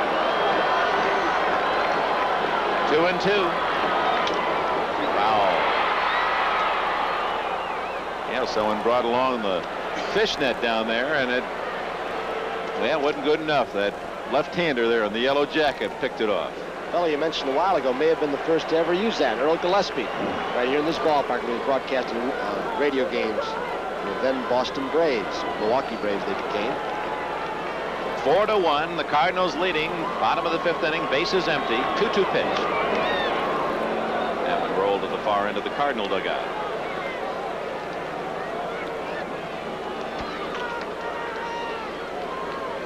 LaPointe lost his bid for a shutout, but as indicated earlier, he just wants to give him 6 good innings. McGee with a beat on this one. And that's it for Milwaukee in the 5th inning. They get a run on a couple of hits, but are denied the big inning by shortstop Ozzie Smith. The Golden Glove for the St. Louis Cardinals. After 5, 4-1, St. Louis. The chart that he's been keeping on Robin Yount. How about Darrell Porter? How does that one look? Well, as opposed to a Robin Yount, who you saw earlier, you can see Porter primarily hits the ball over here to the right side of the infield and the outfield. The ball that is down that left field line, you can see the blue line down there is the hanging curveball that Don Sutton threw in game number 2. But this gives the managers, of course, again, a good example of how hitters will hit the ball, where they will hit the ball, where to place the defense if they hit the ball on the ground, a lot on the infield, if they hit a lot of fly balls, etc. And of course, you can see, Dick, obviously, over the course of a year, the more that a club will see a pitcher, the more of a record you can build on each individual hitter. And of course, you look at the alignment as Porter steps in, and indeed, the right fielder, Moore, is tucked into the corner. Into right center is Gorman Thomas. Gantner is almost closer to first base than second base, so they stack up the right side. They expect him to pull. Porter 1 for 2 today. The ball he hit down the left field line was the first one he hit to the left field in 4 years, he said. He wasn't making a joke. Really?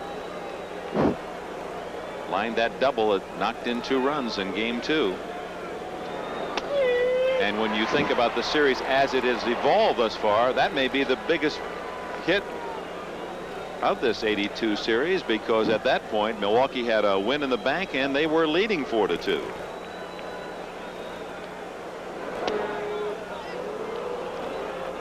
And they talk about baseball as being a team game. Basically, it's a lot of individual efforts. Raleigh Fingers has gone down to the bullpen. Whether or not he'll pitch, no one still knows. But the team effort comes in when you try and coordinate that.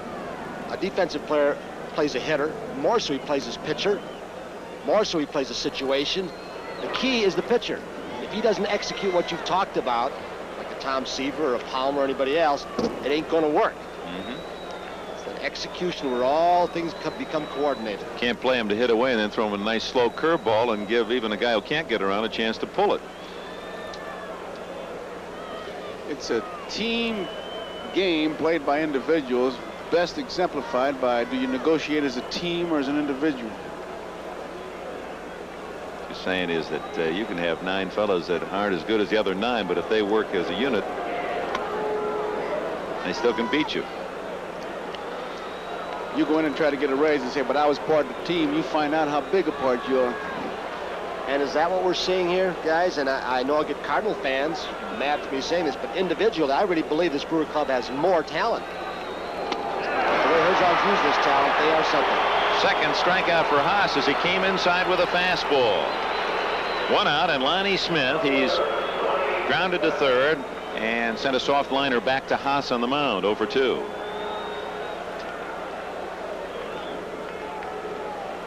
St. Louis Cardinals, they've won more World Series than any National League team. 8 World Series championships. Of course, the all-time leader, the New York Yankees, with 22.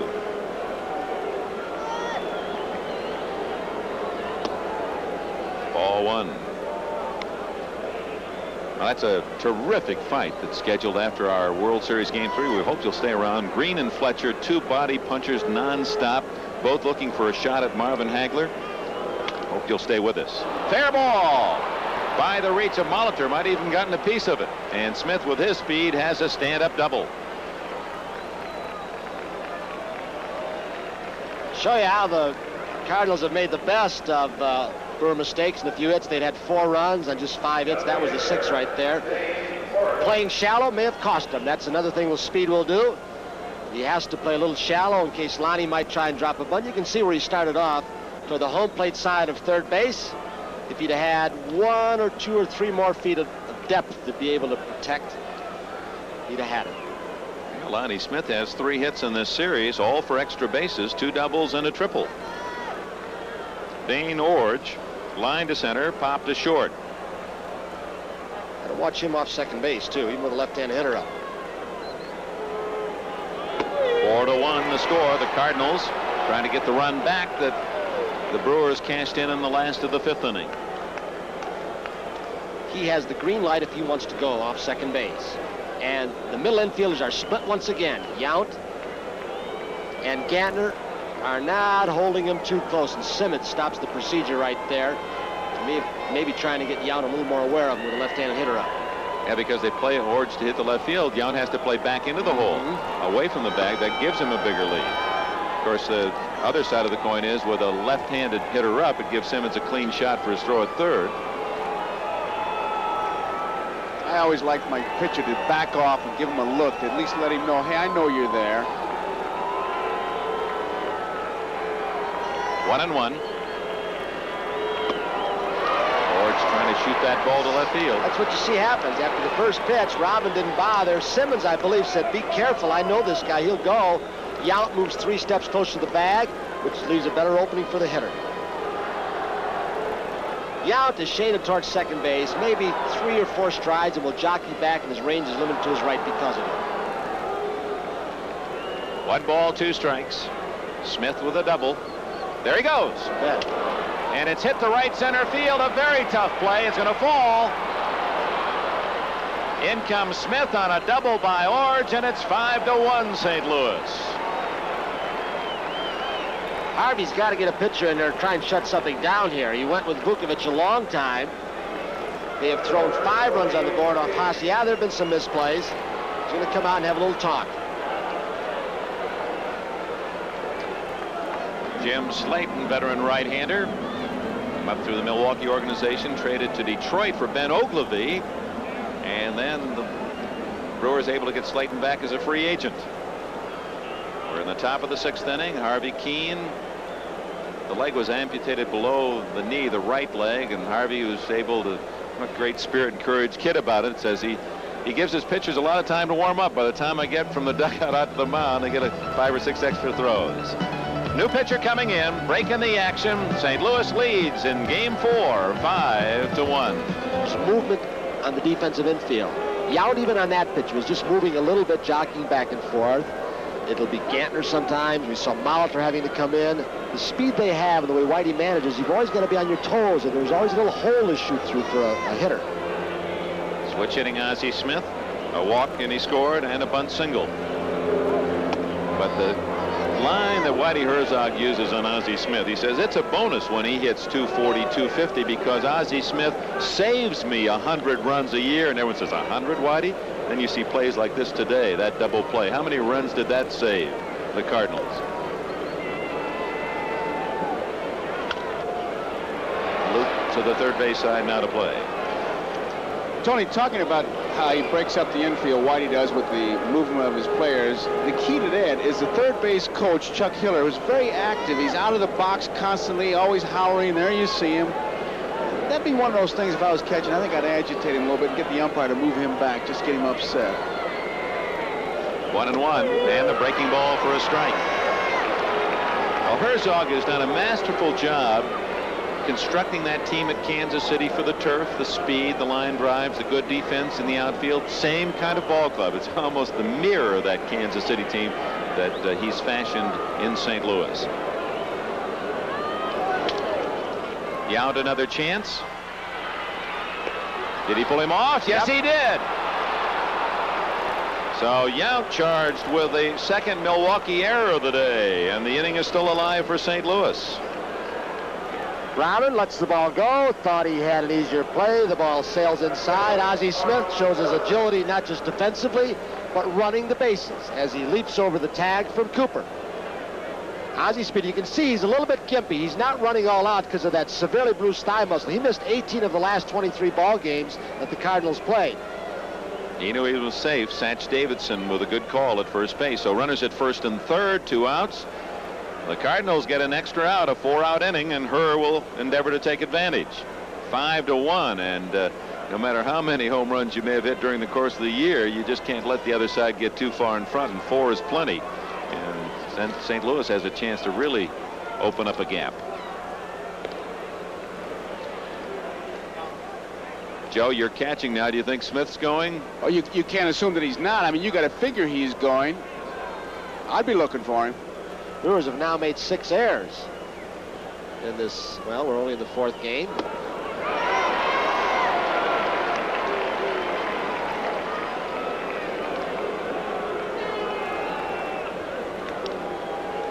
They made 6 in the last 3 games. No errors in the first game.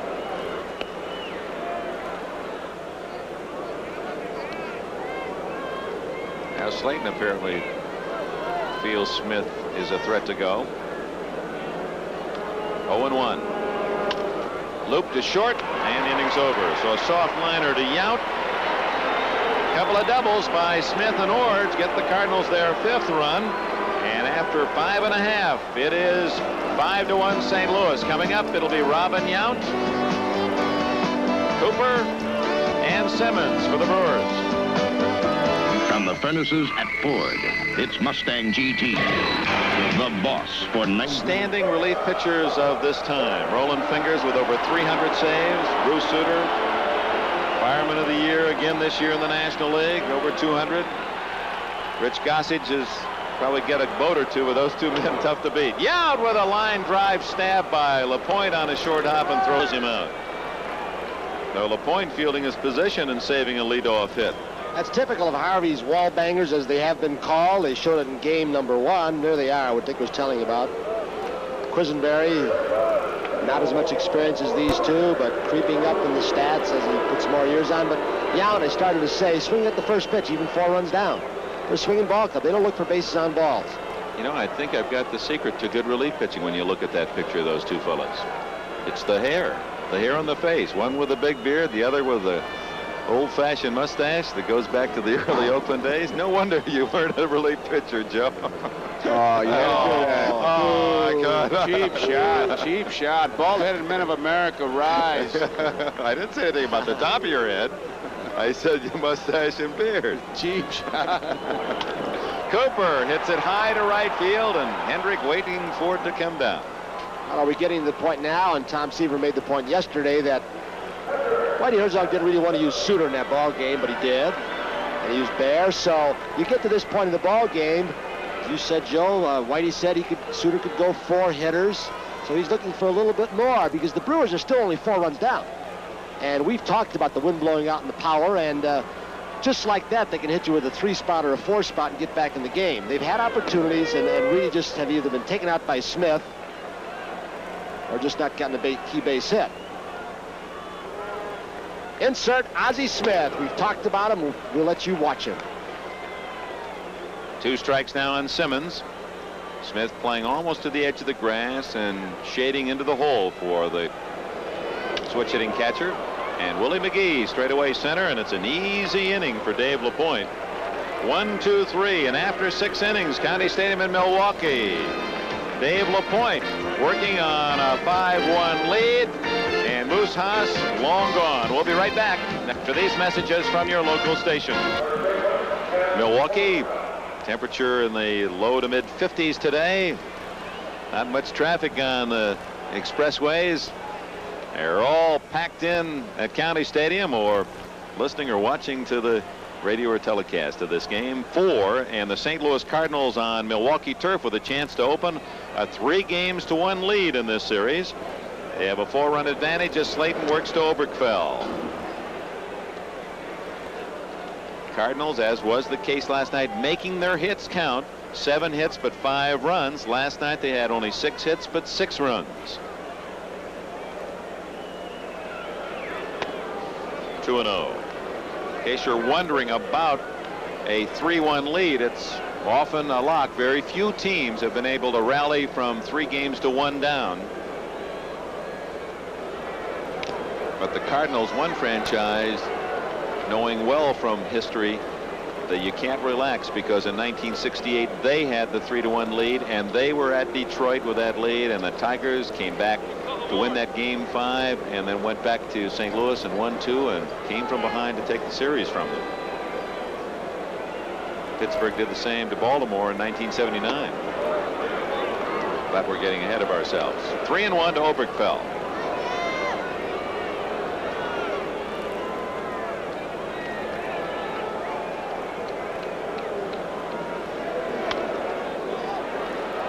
Dick, just a little sidelight. During the 7th inning stretch, the Cardinals official family standing there, and there you see him all the way down. Hernandez, the on-deck batter, went over and talked to Musial, who's in about a middle of your picture, and I just wonder what they were talking about. He's on with a walk. Second time Oberkfell has received the free ticket today. Up comes Keith Hernandez. Well, I just wonder if the way he is struggling, this is Robin Yount. To the together as always. Past 18. Yount said It was Penn State. game plan for her to get out of the stadium. She says she's not going to sit at home. If labor starts, they know how to get her to an ambulance that's waiting outside and take her to the hospital. Still could get the double play. One there, and Yount to first for the double play on Hernandez. Hernandez cannot catch a break, can he? Hits the ball hard, and he's 0 for 15 in the series. With a runner going, Whitey Herzog trying to get him a base hit to take the pressure off. Yount is covering. That side was wide open, the left side. A slide, the runner can't get Robin. Gannon made a nice play, getting that lead runner even though he was going. He's hit, what, maybe 3 balls hard. He hit one to Yount yesterday that Yount went to his left on. Well, he had one today, the one to Gantner that could have been called a hit that got through Gantner, made him up. Whitey's let him hit 3-0, 3-1. He has tried to break up the infield. He has done everything. Just can't catch a break, as you put it so well, Tony. Now we've talked about Ozzie Smith's dazzling play at shortstop, but that Milwaukee infield can turn 2 with anyone. Led the league, as you saw. 1-1. That snapping curveball that Slayton has. You know, I like the ball players that don't hide their feelings. You know, everyone likes to be super cool, but Slayton, he said, he's just all over his face how happy he is to finally get a chance to be in a World Series at age 32. Excuse me, roller. Gantner has the easy out, and the Cardinals are gone in the top of the 7th inning. Now the Milwaukee Brewer fans, they'll be rousing things up. Stretch half of the 7th inning in Milwaukee. Coming up, it'll be Gorman Thomas, Don Money, and Charlie Moore. 5-1 St. Louis. Possible opponent. We go to the bottom of the 7th inning. 5-1 St. Louis, and here's Joe Garagiola. And it's Gorman Thomas to lead it off. He is 0 for 2, and this crowd, 56,560, a new record. Trying to get something started. It's 5-1. St. Louis leading Milwaukee. And LaPointe will start the 7th with the bullpen going because Herzog has what he wanted out of him. 6 good innings. Anything now is gravy. High pop foul back towards the stands, drifting in. Porter's got to play. He makes it. And Gorman Thomas is at home plate talking to himself.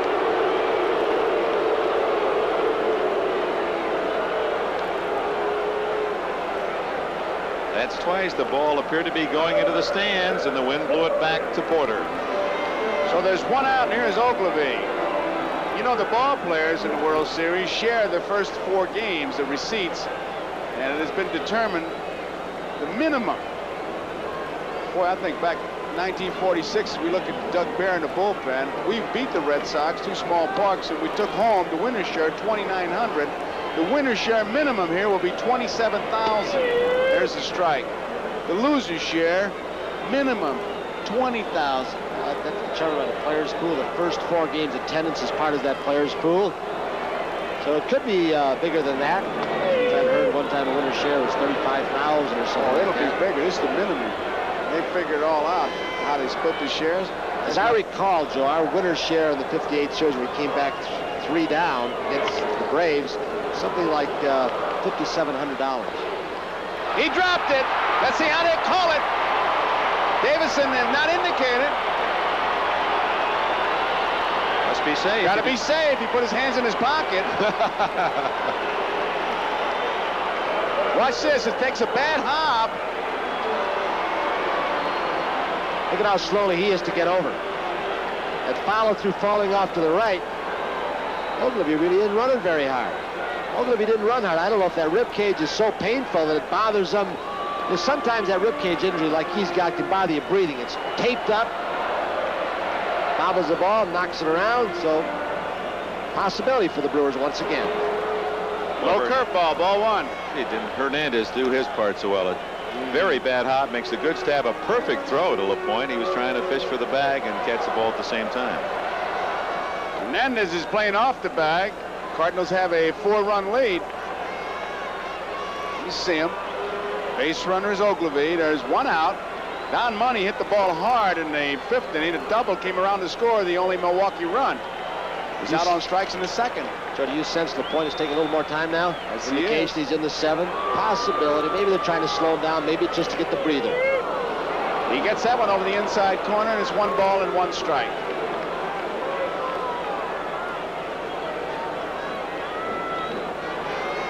One man out.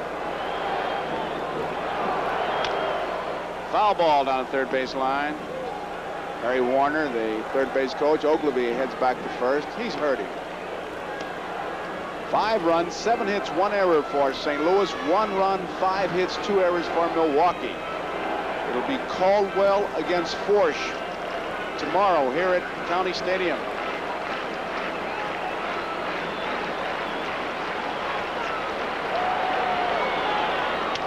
A little looper. It's going to drop for a base hit. Ogilvie stops at second. Money's at first. Brewers have something going.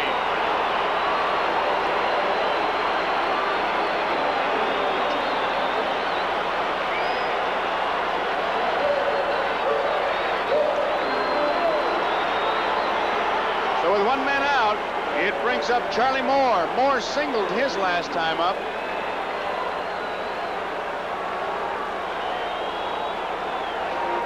Largest winner's share, we just got the word from Tommy Valenti, the commissioner's office, just under $35,000. Was that 1980? 1980. Moore, 1 for 2. On at second base, Ogilvie. Money's on at first. 1 man out.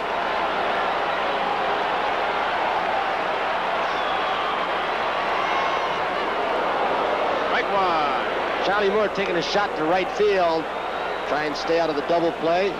Maybe not to try to pull the ball here of Ozzie Smith either. Wonder if that's on somebody's mind. Breaking ball down in a beautiful pitch. One that is all but impossible to hit the other way. The right-handed hitter. Charlie was kind of talking to himself, telling himself that ball was down, out of the strike zone. Well, hitters will do that. Talk to themselves, get all set. 1 strike pitch. Doesn't get it. 2 strikes. He's going to regroup now. Tough slider right there. Had a lot on it. Now let's see Joe right now with 2 strikes. We've raved about that changeup that tails away, that he has struck out guys. It's not the kind of pitch you think is a strikeout pitch, but he'll use it. With the seams, it may change when he goes in the glove. See him finger until he got it just exactly right.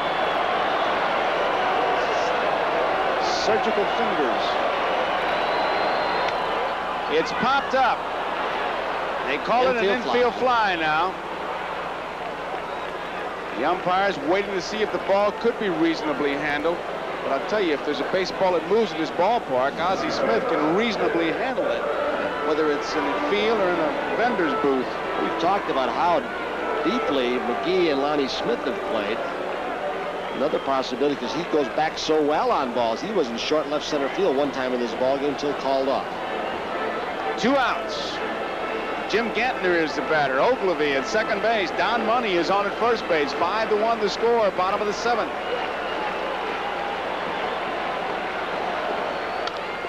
Right center field. That ball is going to drop. 1 run is in. Heading for third is Money. Heading for second is Gantner. 5-2. Base runners at second and third.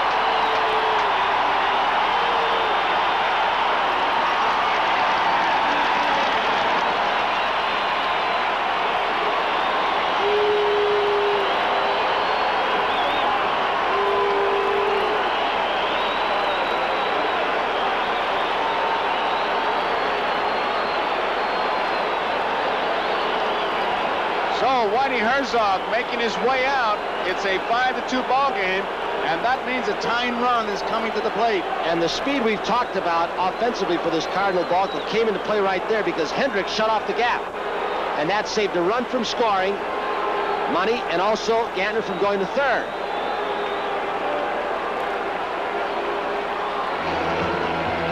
There's Hendrick cutting the ball off, saving it from going all the way to the fence.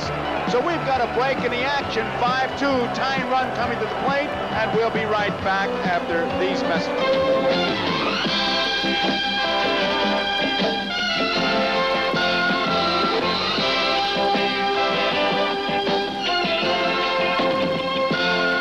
Baseball fever.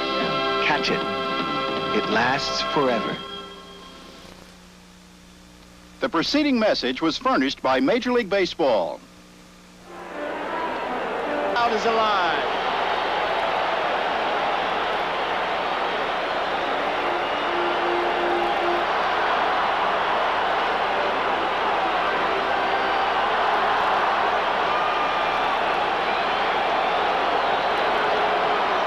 All one.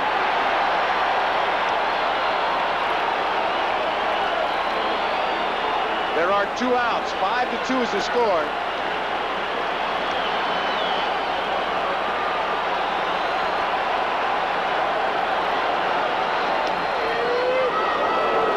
The count on Paul Molitor. Doug Bear in relief of Dave LaPointe. Oberkfell was moved back by Herzog, so they'll give Molitor a bunt if he wants to try to prevent the ball from going through, or 2 runs will score. 2 balls and a strike to count with 2 outs. Boy, another good stop by Porter, saved a run.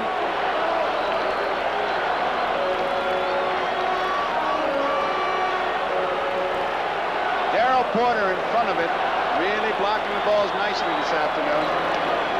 3-1 the count.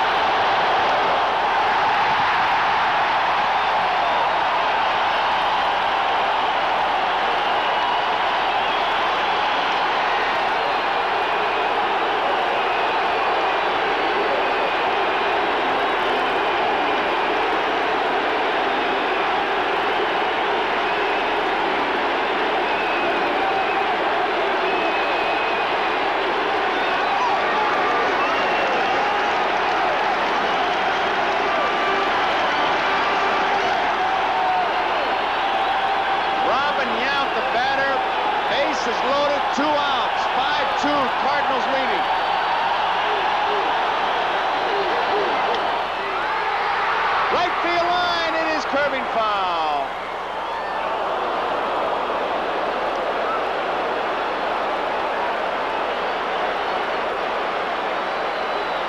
425 with runners in scoring position. That's the highest on the club, and he's got the bases loaded.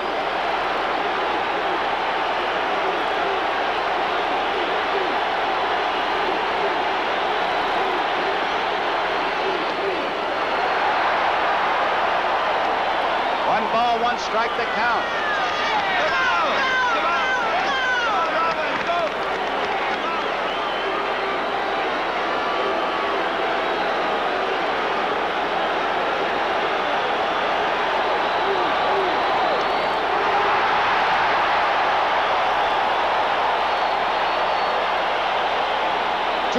balls and 1 strike with 2 outs.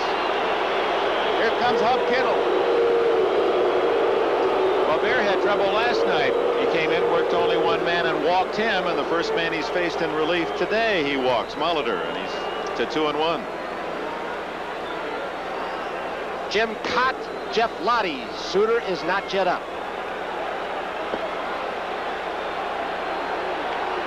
Davy Phillips going out to break up the meeting. Porter is finished. Kittle just finishing up. 2 balls, 1 strike, 2 outs. Bases loaded, 5-2. St. Louis leading Milwaukee. Bottom of the 7th.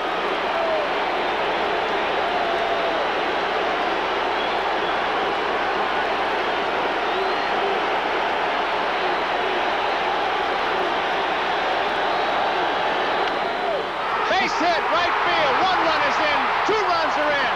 Heading for third is Molitor. 5-4.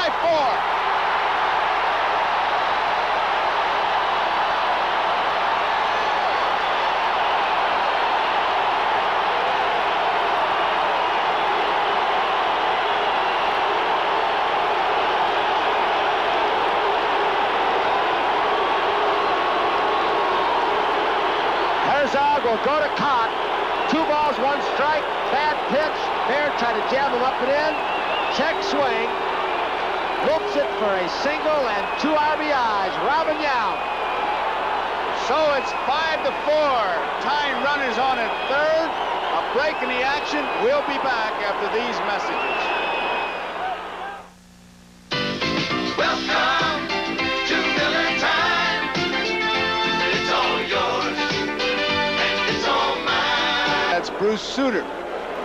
So it's Cott against Cooper, and in game 2 in the 5th inning, Cooper singled to left field to drive in Robin Young. And there is Suter from the bullpen.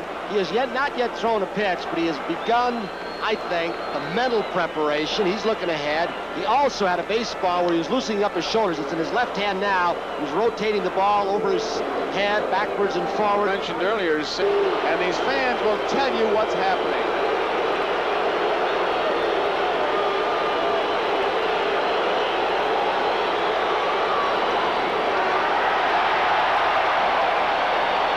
At third. Young is at first.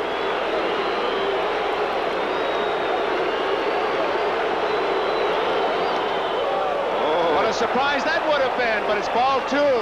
Oberkfell way back at third.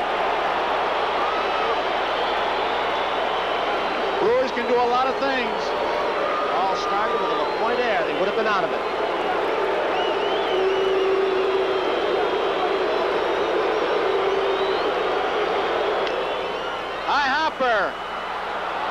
Foul ball, foul ball, foul ball. Porter will argue it's the home plate umpire's call. It's Davy Phillips. Position of the ball, not the fielder. He leaped from within fair territory to foul. Here it is from a right field shot right down the line. It's in fair territory. He leaps from fair to foul. The position of the ball was in foul territory. Cooper's call, he'll tell you where it was. Look at Davy Phillips, very alert. Of course, the catcher's going to disagree, Porter, which he did. It's a game of inches, and so far, Milwaukee. Hot smash, knocked down, we're tied up.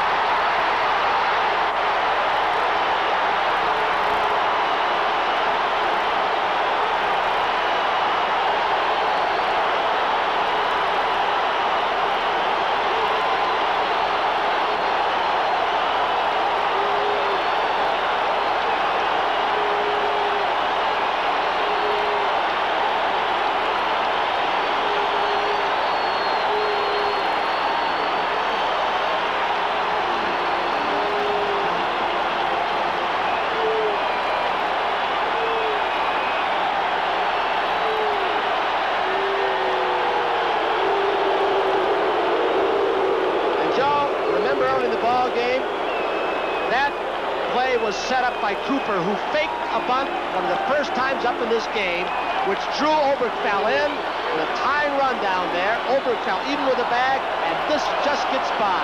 The little things that make a difference. It's a base hit. Ball one. Robin Yount is on at second base. Cooper's on at first. Early in the ball game, the inches were going against the Brewers, and now they're going for him, and we are for them, and we're tied up in quite a game, 5-5. Didn't get it. 1 ball and 1 strike. Good speed on the bases. Yount's on at second. Cooper at first. 9th man to bat in this inning. Herzog forced him to make Simmons hit right-handed.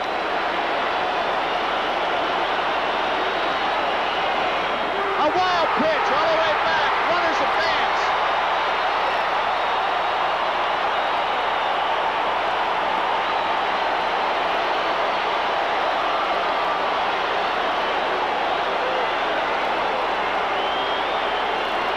Last 2 nights, up until this inning, things have happened to the Brewers. They are now starting to happen to the Cardinals. That's right, that 3rd inning today, only 1 hit, and the Cardinals scored 3 times, and now it's Milwaukee's turn as Herzog strolls toward the mound. So he's going to go already. He's had Lottie throwing a right-hander. Which might mean they'll put Simmons out when he turns around to the left, and Lottie will pitch to Thomas. Tom Seaver's point last night really comes into play, with Suter working a couple innings last night and a short turnaround, a night game to a day game, and Whitey not feeling apparently that he wants to use Suter today. He had the lead, didn't protect it with his ace. Lottie comes in, and a base hit now would score 2 runs with the wild pitch. We'll be right back. We're all tied up at 5-5 right after these messages.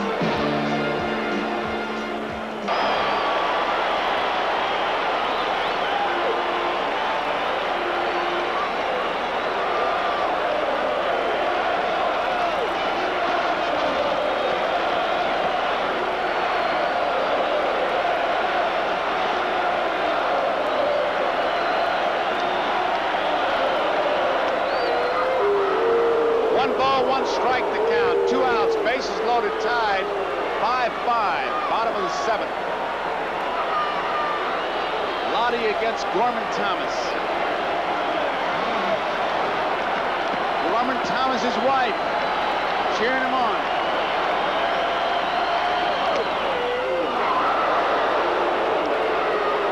Two outstanding pitches pinning that outside corner. 1 ball, 2 strikes, 2 outs.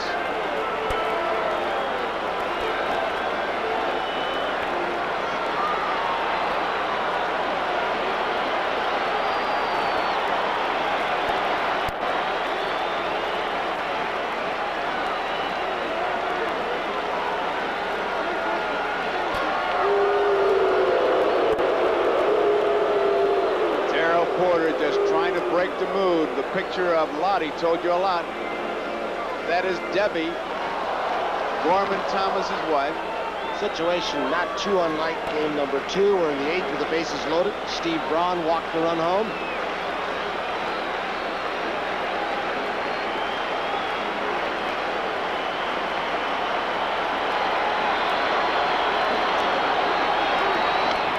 Base hit. Brewers will take the lead. 1 run in. 2 runs are in. Simmons heading for 3rd. Thomas for 2nd. Safe.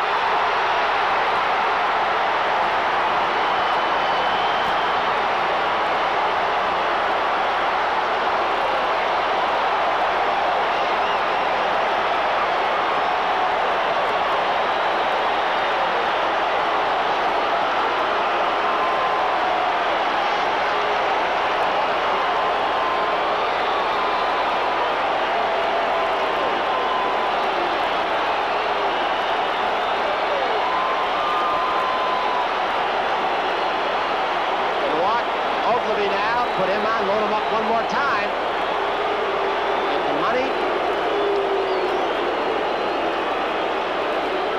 He was ahead in the count. 1 ball, 2 strikes to Thomas. A pitch out over the plate, similar to the one that was a called strike before that.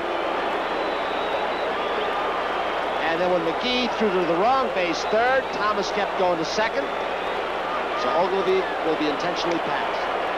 Thomas, who had not been hitting, philosophical about being a time bomb ready to explode, and it's 7-5 Milwaukee, and the base is loaded again. Down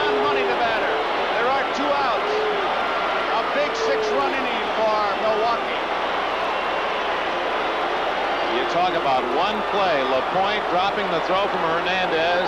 The inning would have been long over. No runs scored. The 4th out, that extra out, has worked out to be 6 Milwaukee runs.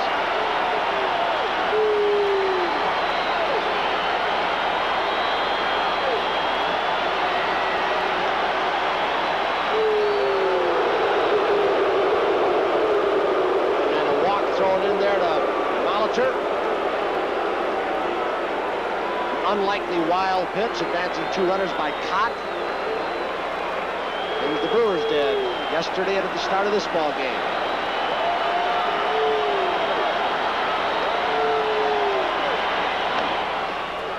Foul ball.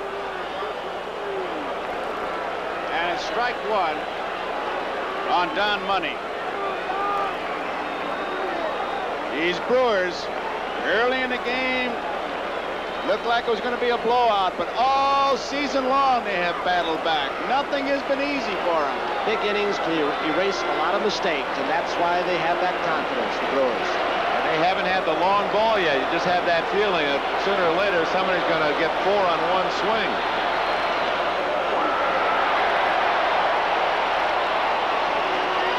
One ball, 1 strike to count. 2 outs.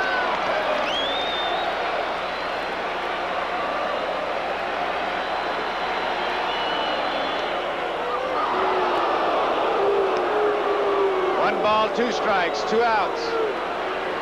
Bases are loaded. 6 runs in. Milwaukee leading 7-5 here in the bottom of the 7th.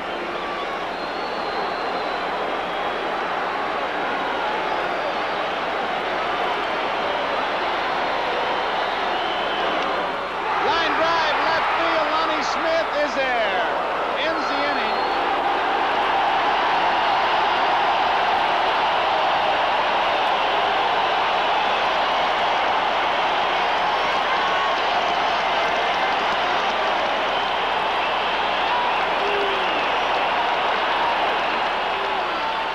These families are learning about one.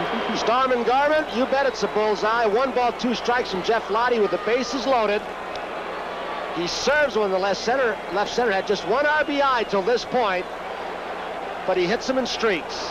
He'll go a week or 2 weeks without any home runs, any RBIs. In fact, he spotted the American League 10 home runs in April, didn't have one. All of a sudden they came in bunches, and he and Reggie tied with 39. Big base hit. There's a man, Joe. Can he or can't he? That's been the big question. Can Fingers come in the pitch? Harvey Keene says if I need him. Fingers says I'm limited. Some people think, Tom Seaver talking about it, that maybe it's just a whole big charade. He has not thrown. And he has not pitched in a ball game since September 2nd. We have been told he will start 71 like.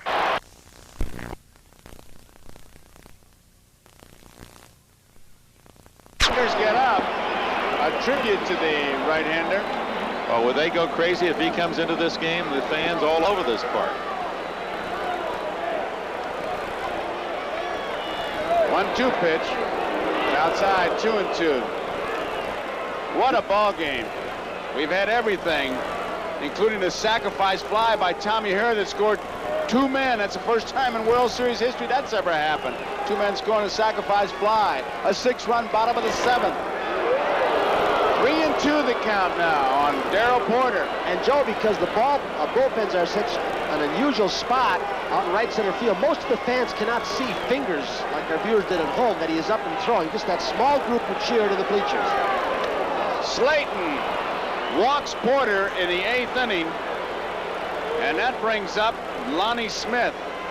There's another factor developing, and you see it in that shot, the shadows. As the day wears on, more and more the pitcher will be in the shadows, but hitting into a bright backdrop, and that really bothered the hitters in the weekend series last week, the Angels and the Brewers. You can see it in that picture right there, how dark the uniform, face, and everything else were, and the background was so bright. Lonnie Smith, he doubled and scored in his 6th. There's a strike. He lined with the pitcher in the 3rd and hit to a force play in the 1st. I imagine Ted Simmons will stick primarily with Slayton's breaking stuff. With that good curve, he's got control of it. High. 1 ball, 1 strike. Base runner at first is Porter. Nobody out. Milwaukee leading by 2. 7-5. We're in the 8th inning.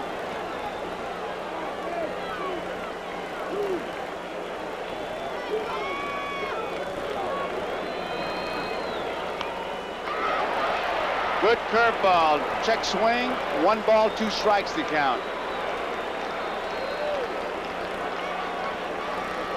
Fingers and Peter Ladd.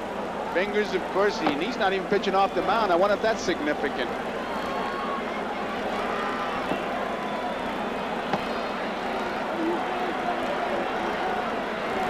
Doesn't look very serious, but Ladd does.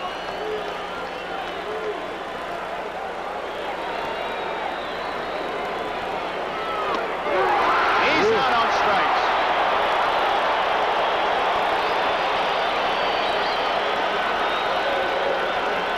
Ted Simmons set him up beautifully. A hard curve or slider the pitch before. Set up outside on the corner. And it was so close. Not too unlike the pitch that he took in ball 4 in the 1 game.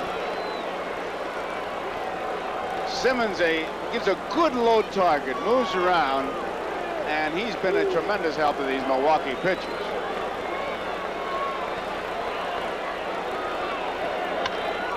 Line drive, base hit, center field. Porter's rounding second, heading for third. It's first and third. And the batter is Willie McGee. Orge singles to center field. And Gorman Thomas very smartly, not even trying to overcharge the ball to keep the runner from going to third, saying, the key run, the tying run is Orge. I'm holding you to first base, and there will be a pinch runner now. David Green will pinch run for Orge. Boy, that Orge in the lineup because he swings a good bat. He had 2 base hits, a single, a double, and a line drive out, 2 for 4. And here comes Harvey Keene. He may be making a pitching change. As you saw, Peter Ladd was going very hard. And usually the signal to the guys ready in the bullpen is to take the cap off. We saw that, so it looks like it may be a change. Aside from power and speed and the similarities of the ball club, or the things that in which they're not alike, we've seen different styles of managing. Whitey's made a lot of moves. Harvey has made few so far in this series. Calling for McClure, the left-hander. Now, Raleigh Fingers will get his own mound. Ladd continues to throw. Force McGee to hit from the right side. Ozzie Smith also. It hinges on such little things. So we've got another pitching change. Harvey Keene bringing in McClure. Tying runs are on. 7-5 the score. Brewers in front. We'll be back after these messages. Say, he's got Green leaning even when he just flips the ball over there. What happens, too, by holding him that close, any ground ball, you won't get the good jump to try and break that double play up. A little ground ball could be 2 from McGee. There's 1 to throw. They got it.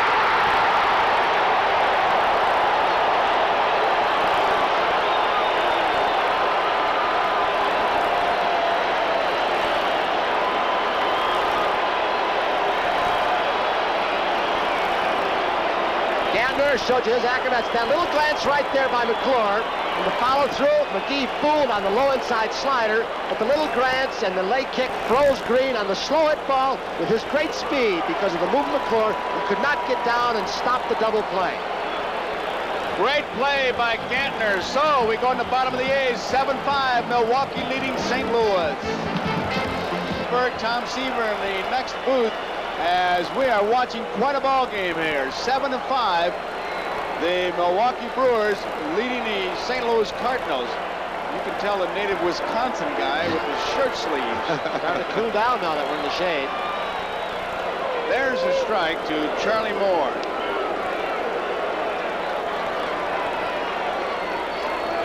Ballpark buzzing.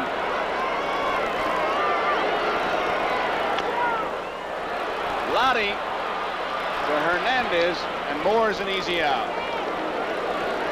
1 out. Joe and Tony, it's been a most pleasurable experience this World Series, and one of the reasons why.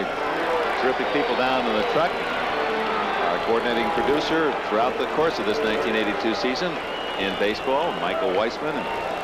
Today's telecast produced by George Finkel, directed by Harry Coyle.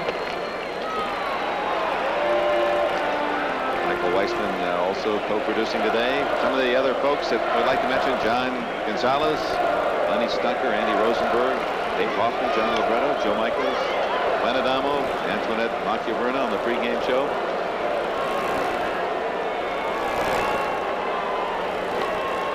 All the cameramen that we can't name because there's just so many of them, but you're all doing a great job, guys. Outside. Tomorrow, 3:45 p.m. Central Daylight Time, right back here, Bob Forsch versus Mike Caldwell. And game 6 or 7 are necessary still. No pitchers announced. 3-1 to count on Gantner. So on the air, 4 o'clock Eastern time, 1 o'clock in the West for Game 5. That'll be the starting pitchers, Forsch and Caldwell, rematched. Interesting to see if we see the Forsch of the last game where he struggled. Brilliant, brilliant game he pitched against Atlanta. Line drive right at Ozzie Smith. Ball was hit hard, but right at him. So there are 2 outs, and it brings up Paul Molitor. If you had to go back and try and analyze this ball game with what happened to the Brewers early in the game with the errors, wild pitches, everything that happened, and it just turned around from that 7th inning on, where everything happened in 1 inning to the Cardinals, it seemed like. A lot of questions to be asked in the post-game press conference. But this is as you've pointed out so many times, Joe, just like it seems like an inch here, an inch there. It becomes a cliche in baseball, but it's been that way today. Outside. Well, I think Harvey Keene took the cliche and made some sense with it. It's not just a game of inches, it's who ends up with the inches on the right side. And Milwaukee was on the short end early and got some breaks, and we've got quite a ball game. 1-1 the count. You look back to that 7th, Robin Yount, 2-1, starts going after something, checks his swing, and the little looper to right. Out of play. This is the kind of a ball game that maybe you wouldn't film it and use it for instructions, but it's the kind of a ball game you sure want to see because it's been exciting. Well, these great fans here in Milwaukee have helped to do that too. Foul ball. And I tell you, Harvey Keene, you got to give him a lot of credit because he lives by a philosophy that says, hey guys, the world is not coming to an end. And if it does, you're not going to be here anyway, so have some fun. And that's what they do.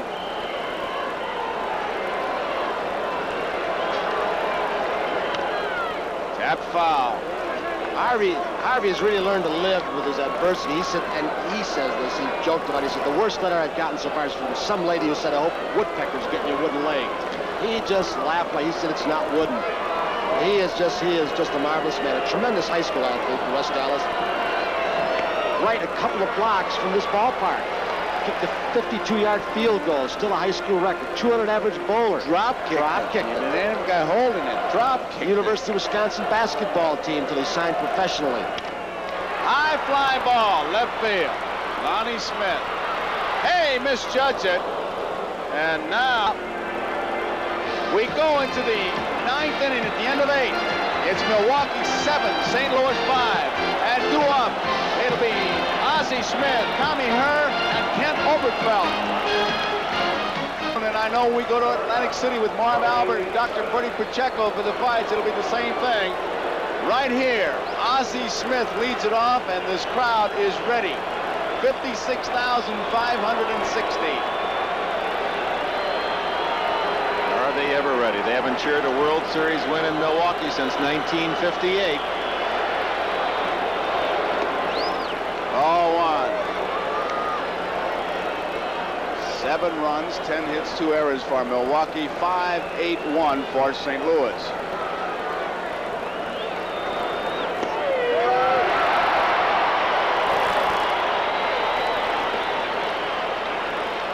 One ball and 1 strike. We have an outstanding player to pick.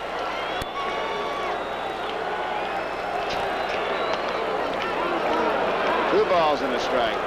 Oh, God, you're looking at 7th inning for the Brewers. There are an awful lot of them that contributed. I'm picking Cooper. He got the big hit. May get lost in the box score, but they really needed him.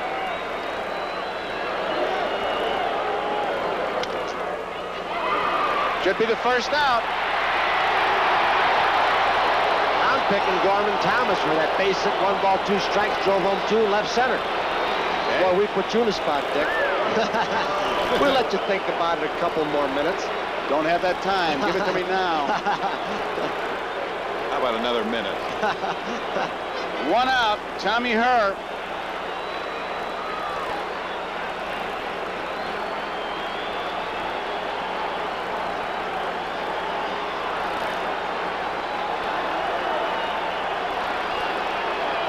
McClure against Herr.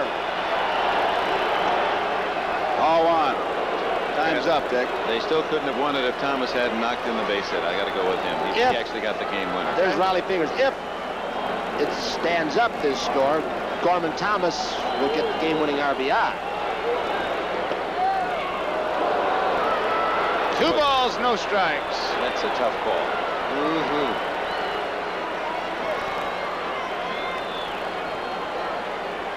A lot of it made possible.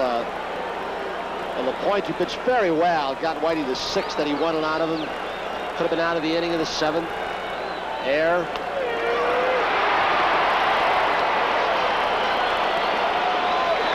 Two balls, 1 strike, 1 out, nobody on. 7-5. We're in the top of the 9th. Milwaukee leading.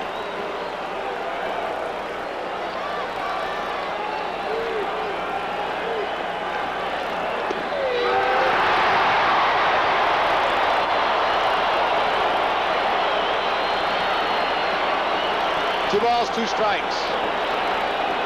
Boy, good use by Keene of the left-hander McClure to come in. He's turned those 2 switch hitters, Smith and Herr, around. They don't hit as well from the right side. Listen to the crowd.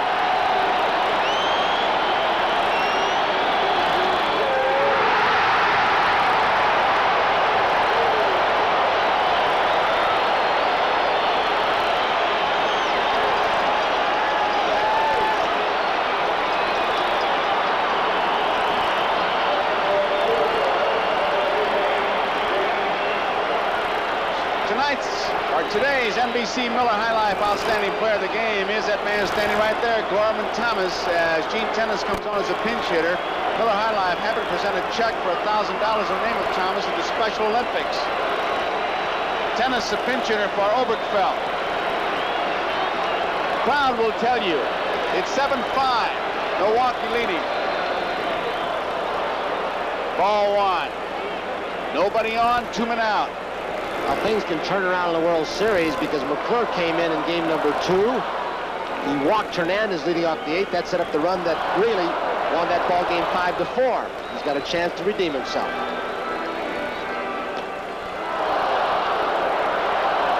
Tomorrow will be Caldwell against Forsch at 4 o'clock Eastern Time.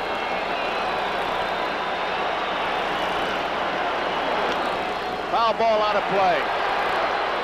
Right now, 3:30 Central Time, this ballpark is ready to explode. 56,560 people.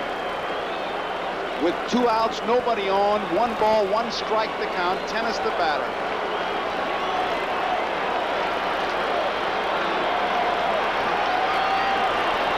George Hendrick.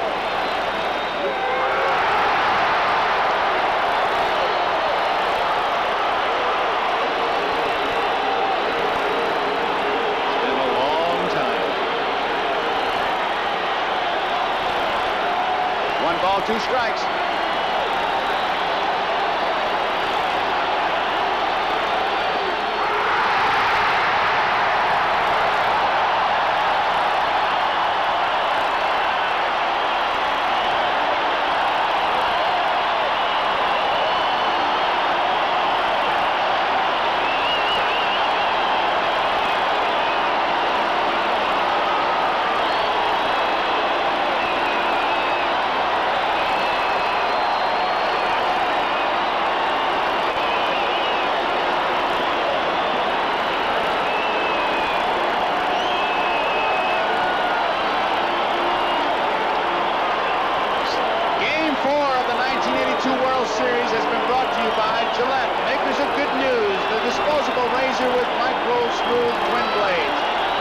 Sharp Electronics Corporation. From sharp minds come sharp products. By Ford driven a Ford lately. And by Miller High Life, the best beer for the best time of the day. Welcome to Miller time. Again, the final score, Milwaukee with a 6-run, bottom of the 7th, Milwaukee 7, St. Louis 5 for Dick Enberg, Tony Kubek, Joe Garagiola saying so long. Remember...